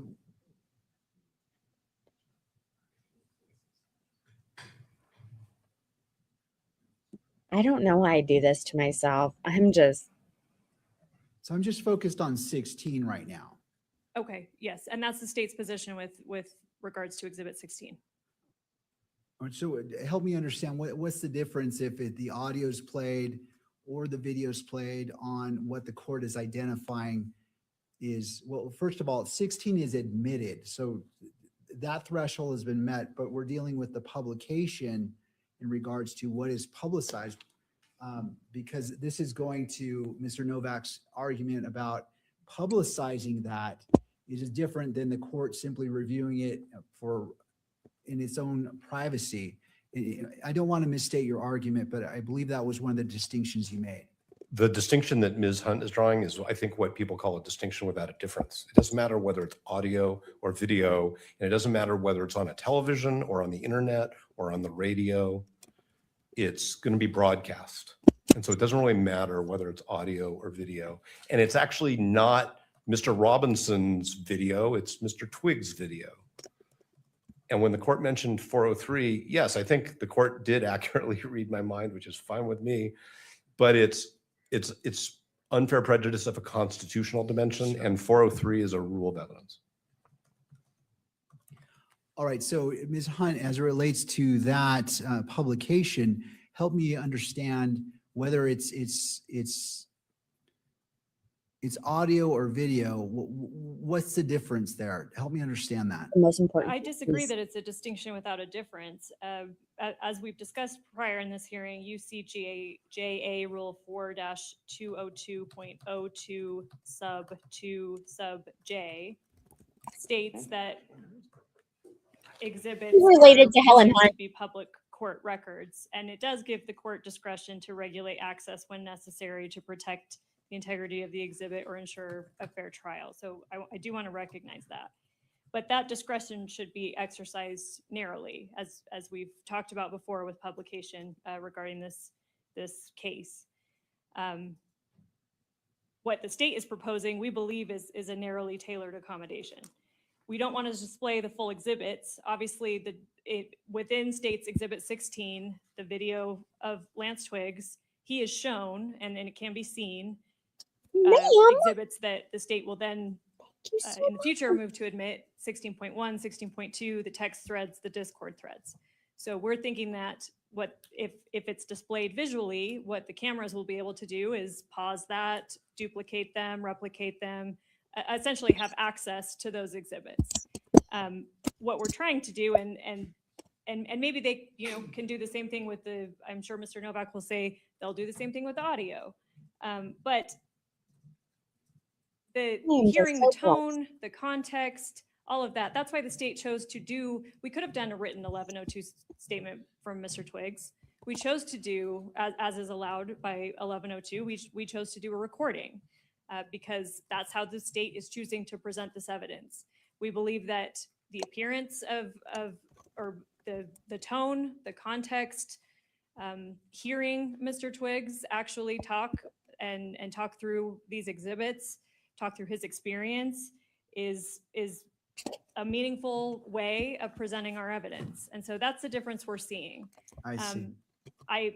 Obviously, it's up to the court's discretion on how publication is to be made here. We've made our arguments generally about that issue, and we'll submit it to the court. Our prime issue is that the exhibits be admitted into the record, that the court consider them as part of the preliminary hearing standard and bind over, but we'll submit it to the court on publication, but that's the state's position. All right, Mr. Novak.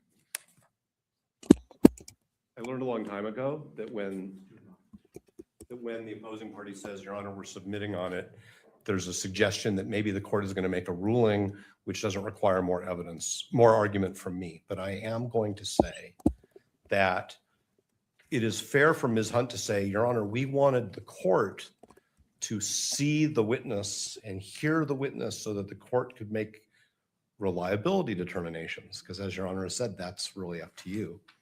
That's a different issue from the constitutional consequences of electronically publishing what the state will call a confession. Now I've changed the word from television to electronically publishing because I'm trying to be in the 21st century, and the Supreme Court used that word in 1963.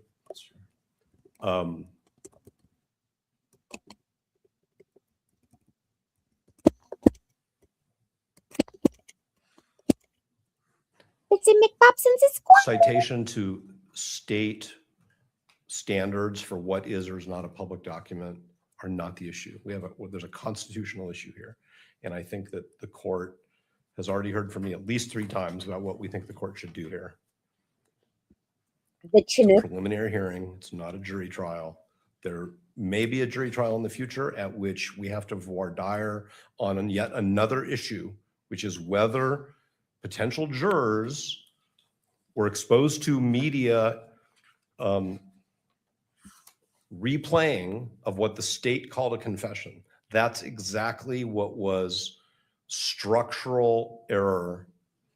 There was no prejudice question in Rideau versus Louisiana, and that's why in Estes v. Texas, the Supreme Court said, we have a rule. You can't televise what a prosecutor calls a confession before trial.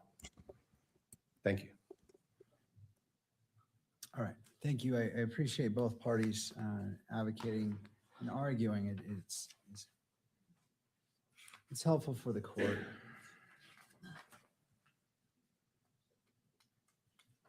Usually the military does their drills from Dayton to Cleveland on Thursdays around noon. Sad that I know this, which means nefarious people probably know this.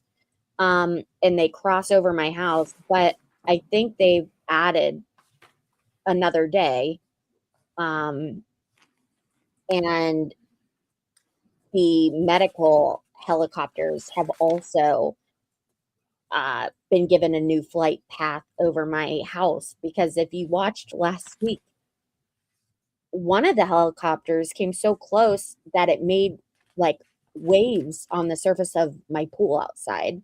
All right, I think it so was a car in accident. taking in consideration the argument, which again, I appreciate the parties articulating, the further edits that the court is going to require to be redacted, starting on page 8, and I apologize, my I don't have a God. timestamp. Starting on page 8.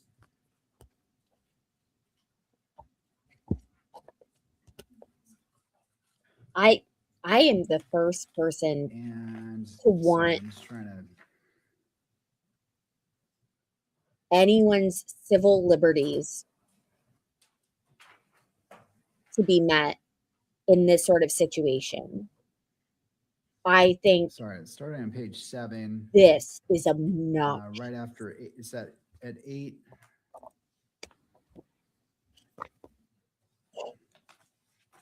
Just ask my viewers from last week. That's all I was talking about, or this guy's civil rights being violated last week. Well, let's start. Starting on page 6.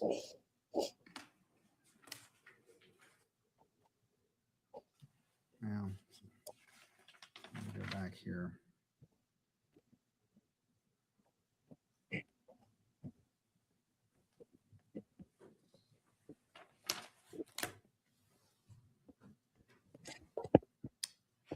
Starting on page 6, after 6 minutes and 56 seconds.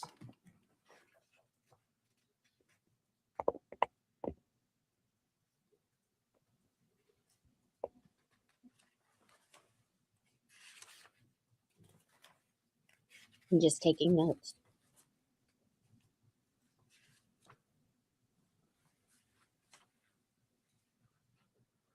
Man, they better stay till 7 o'clock tonight. I am not even playing. They got all those people to court, transferred Tyler out of jail, and you know they have to have the SWAT team come. If you didn't know, Going now to you 20 do. minutes and 27 seconds. For reasons such as 403, under Rule 403. And again, this is simply for publication. This is not taking out what the court will consider. The court is considering the entirety of State's Exhibit 16, but the court is trying to take a narrow approach in recognizing and balancing transparency with constitutional rights, and doing so in such a manner that it is meaningful and doesn't diminish the court's duty as a magistrate under the probable cause determination. All right. So State those times again, Your Honor. page 6, 6:56 until 2027. right, the line before 2027 Yeah, but until what page? or 2027, just so until 2027. Is that? And then and then what the court indicated previously from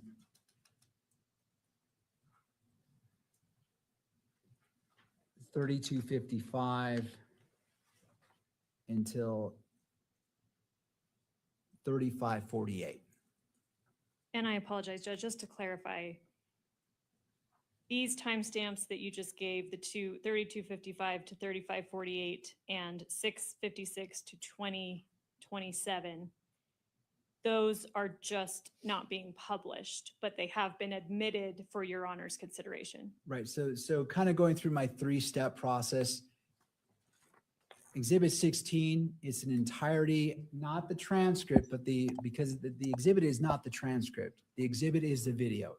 That has been admitted in its entirety for the court's determination as it relates to this case. So what I'm talking about here is this is only what will be published in the courtroom and on and captured by the video is the differentiation. So what's being redacted, for the lack of a better word, or cut out is what's going to be published in the courtroom, not what the court's going to consider. The court's considering it in its entirety. The court's not going to redact anything in here. It's going to make its own determinations in regards to relevance and everything that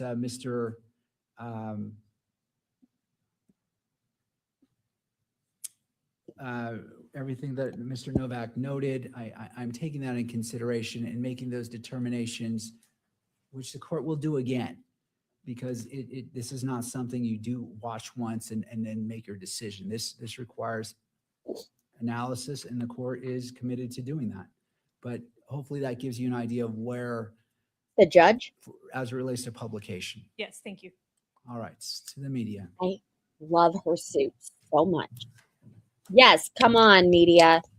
Your Honor, I know how much time the court's already dedicated to considering this, and I appreciate the additional time being afforded the media. There's just two additional things that I wanted to mention to the court. He's I dressed. do want to reiterate the point that I made before about the fact that if this is, in fact, a key consideration that the court is entering into when trying to make the determination that it is going to make at the conclusion of this hearing, Utah case law, including the Archuleta case that the defense has referred to over and over again, stresses that the same considerations that urge for access to a preliminary hearing itself, allowing the proceedings to be televised, allowing people to be in the courtroom, also advocate for access to documents on which the court bases its ruling.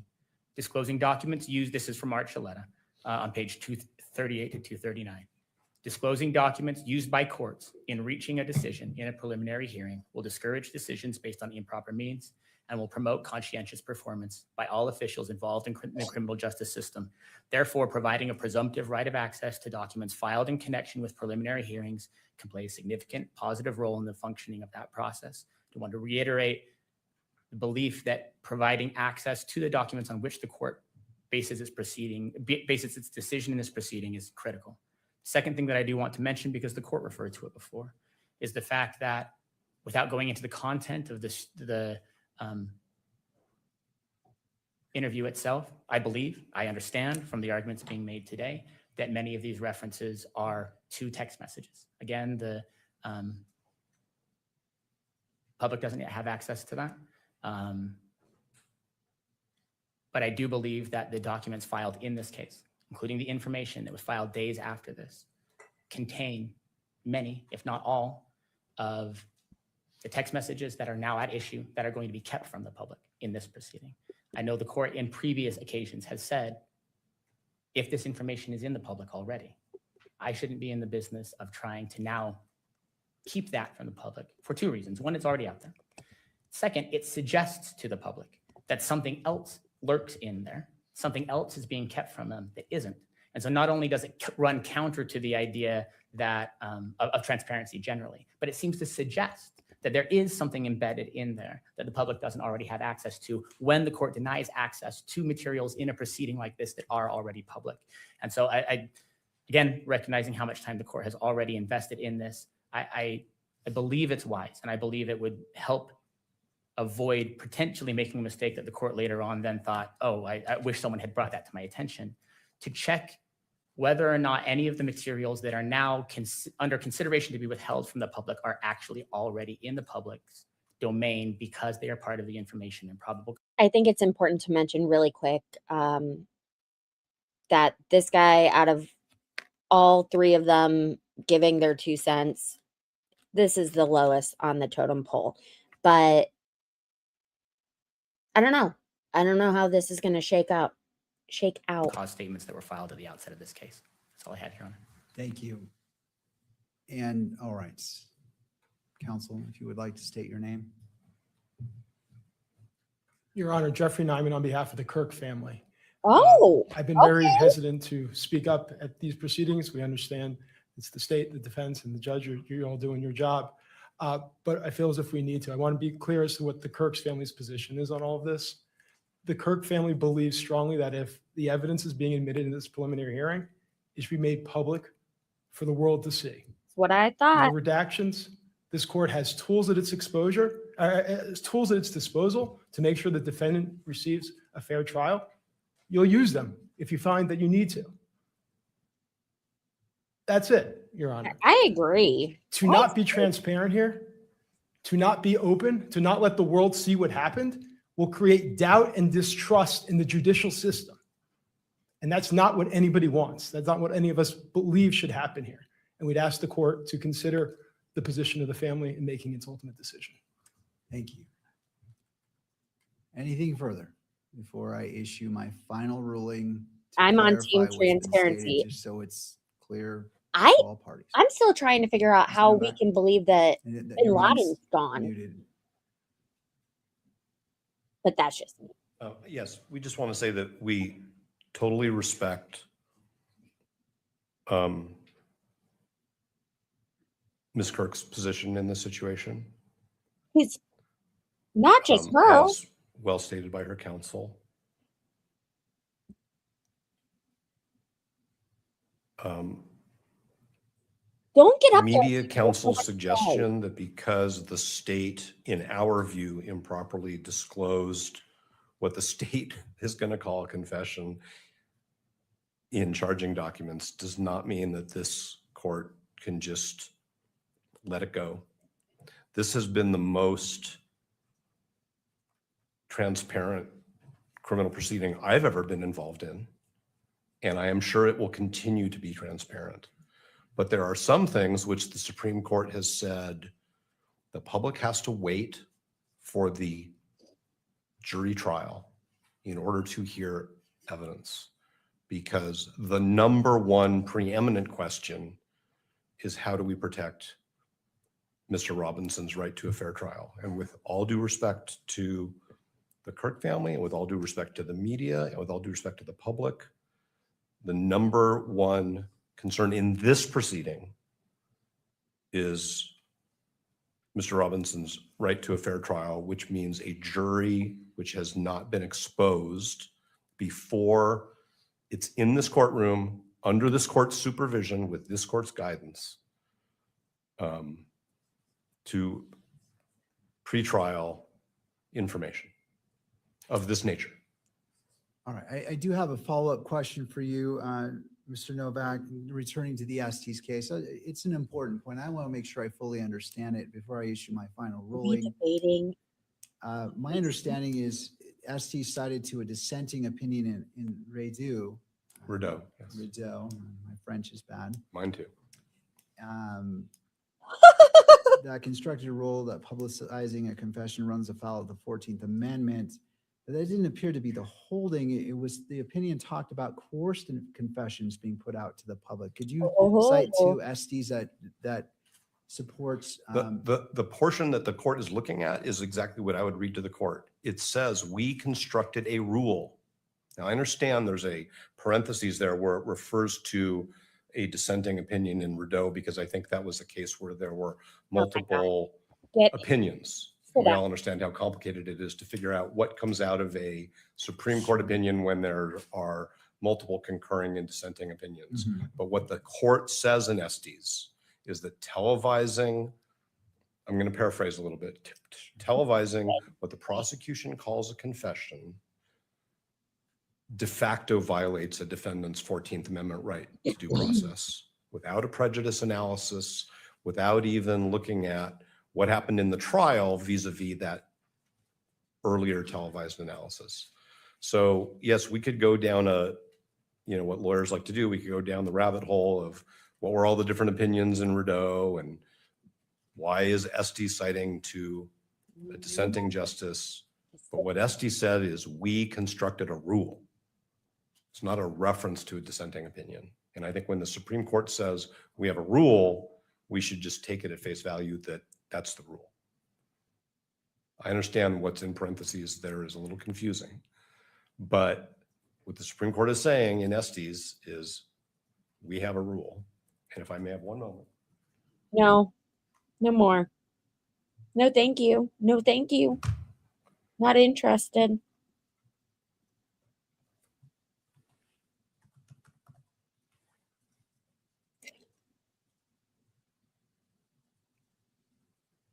Please make sure to double tap your phone screen if that is how you are watching. If you are on The your Estes computer, opinion please hit the thumbs is up. written by Justice Clark. There was a concurrence by Chief Justice Warren, Mr. Justice Douglas, Something like Mr. that. Justice Goldberg, and then there were dissents by Justices Stewart, Black, Brennan, and White. So we could spend some time White? deconstructing that, but it's a 5-4 opinion of the United States Supreme Court saying what rule they adopted in Rideau versus Louisiana. It's a 5-4 opinion. And I would have to sit down with the cases, just like Your Honor Please probably is don't. wishing it had time to do right now. The court had time to do right now, but it's a 5-4 opinion of the United States Supreme Court saying what the holding in What are you Rideau guys is. doing this morning? Thank you. All right, I appreciate that guidance, Mr. Novak. So taking into consideration all the factors, the previous edits, starting at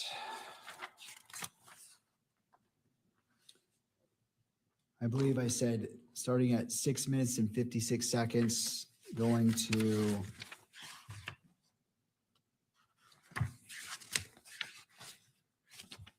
(20 minutes and 27 seconds. Does that comport what I previously said? Yes.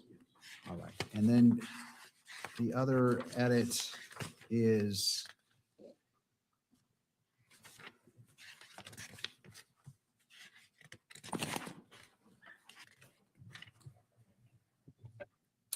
Can you please turn on this light? And that one. From 3255 Thank you. until 3548. Does that comport with what I previously said? Yes. All right. And then from 3548 to the remainder 37 can be included. So there is that gap, but that can be included.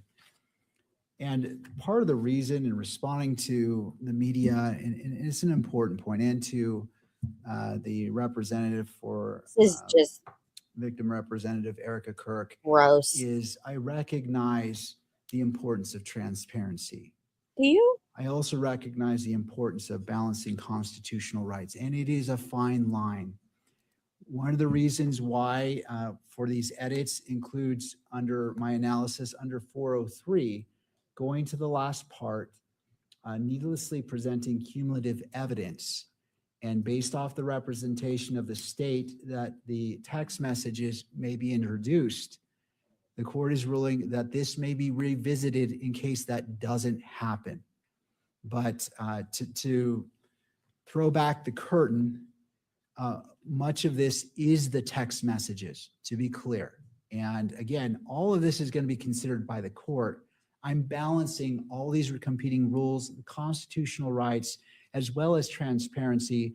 And sometimes it is an imperfect balancing act, but I'm trying to act in the interest of justice in making this balancing act and for transparency to actually be transparent. And so that is the ruling of the court as it relates to State's Exhibit 16.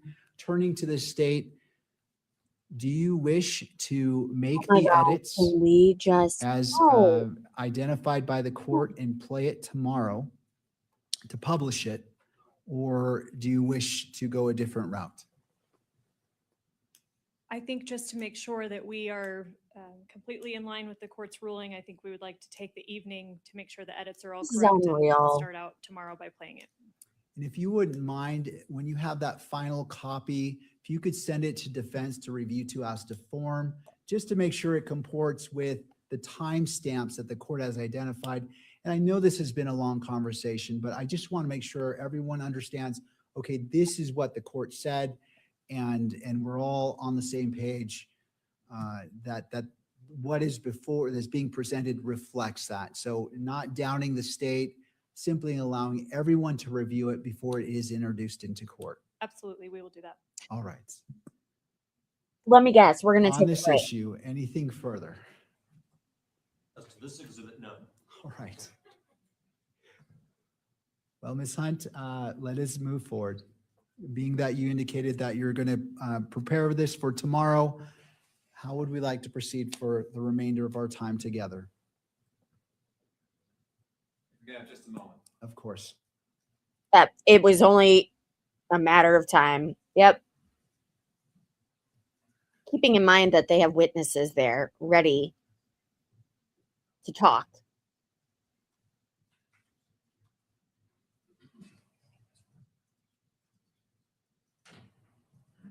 Were you guys And I watching? know the state's engaged, but if someone could send a copy of that to the court after it's been reviewed by counsel, so the court can review it to double check that it comports with what I said, to make sure that it reflects what I was intending to reflect. That way we can save time as well.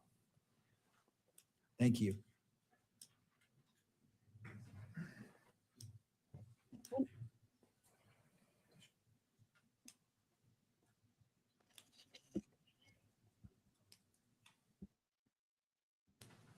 There must be a siren there.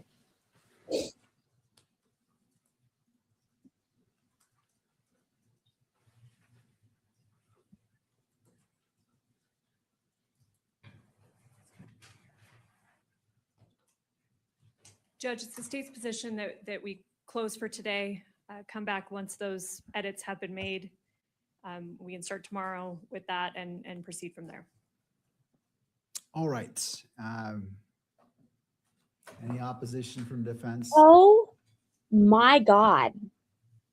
No, Your Honor, I do want to point out that there is one additional exhibit, which we think the state will offer through Mr. Davis, I'm sorry, Agent Davis.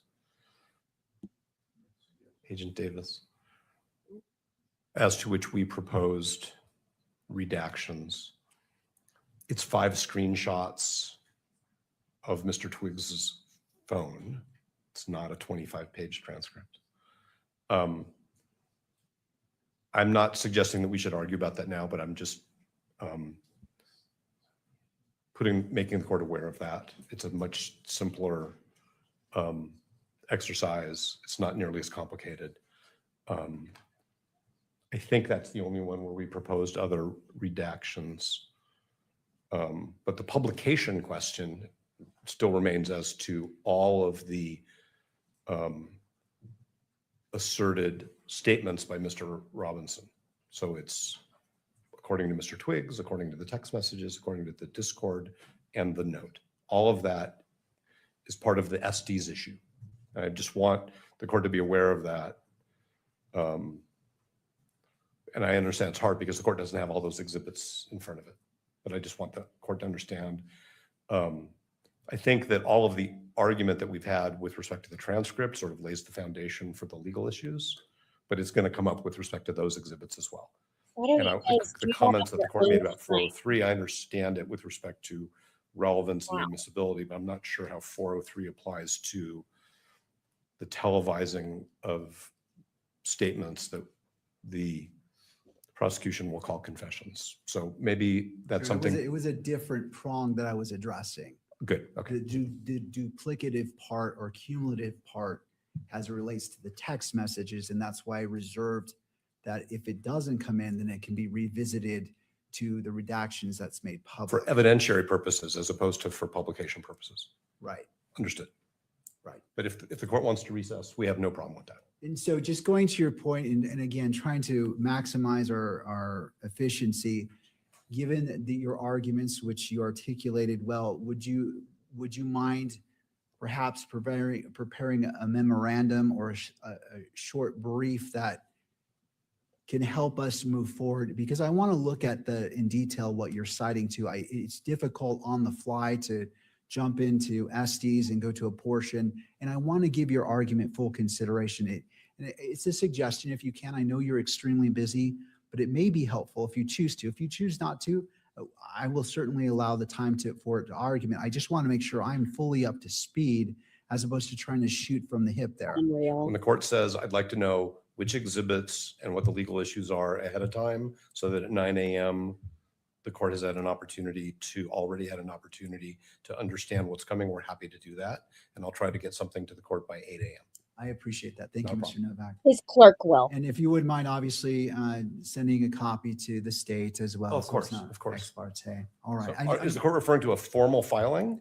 No, just if A you bench want memo. a bench memo, and that all sides can have take a look at, just to prepare, again, in light of efficiency and trying to maximize our time and give as much weight and time to addressing these issues fully, as opposed to trying to hit them at the moment and doing a deep dive when it's a little bit more difficult. So Happy to do so. if you'd like to, I would entertain that to the state.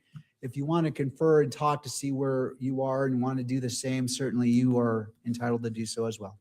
I think we plan on doing that. Thank you, Judge. All right. All right. Is there anything else for this afternoon? Not from the state. All right. To defense. No, thank you very much for your time, Your Honor. All right. Court will be in recess until 9 o'clock tomorrow morning. All right. We have spent this entire time today. Well, not the entire time. Don't let me ruin a good story. Not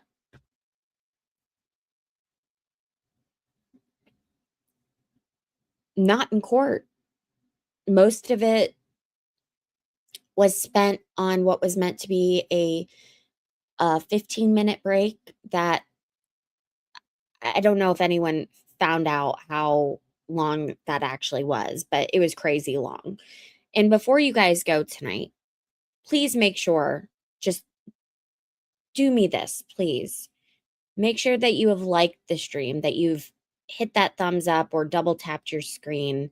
Make sure that you're subscribed, because my members are telling me that somehow they've gotten unsubscribed. I don't want that happening across a wide vast of people. And if you are really enjoying this, I would love to have you guys join my members only content, and get your own emojis and have your comments put on the screen and everything else that comes with the membership. It's a monthly thing, so if you hate it, you don't have to pay it, except for once a month, and it is $7. So you just go to my YouTube page, and there's an option right there to become a member, and it's super easy. So love that support. And yeah, sharing is caring. We got to where we got today due to my friends commenting, new people commenting, and I know we're going to have shares on this. So I greatly appreciate that. I'm not even going to talk about what happened in court today if you guys are waiting for a debrief, because that was a whole lot of nothing. That was a whole lot of nothing. A whole lot of like, this could have been an email-ish, but it obviously couldn't. It's just crazy that they spent whatever. I don't think today should have been a short day. I think the short day should have been left to Friday, and only if they had their crap done. Call me crazy. Thank you guys for engaging in the chat. And oh my God, we had memberships given away today. Make sure to utilize those memberships and enjoy them. I'm so happy that and thankful that maybe not came in and did her thing. For those of you who donated, thank you so very much and sent jewels. You guys are great. So I do this daily, in case you didn't know that, every Monday through Friday. I'm covering trials usually, but this is almost a trial. I don't know. You guys, I'm sure you can follow my logic. So next week will be different. Next week will be an actual criminal trial. I do both new and old trials. And yeah, please make sure to set up a notification if you are a new subscriber, so that you get a notification whenever I go live. All you do is hit that bell on my YouTube page and select all instead of personalized. And then you shouldn't miss a beat, and join the community. Okay, guys, I hope everyone has a lovely, safe evening. Thank you for hanging around today. Tomorrow's stream will start at 10:45 p.m. Eastern. AM. 10:45 a.m. Eastern tomorrow. Yes. Oh, I'm glad that you like the Discord alerts. That makes me happy. I felt like people hated them. Bye, Steve the Troll. Steve the Troll. He's always here. He's always here, and he's so reliable, and he's always engaging in chat. Okay. I don't know what to do with myself that I actually have time this evening. Okay. Have a good one, guys. See you tomorrow. Set up your alerts. Thank you, Dina, for being a member. All right. Bye, everyone.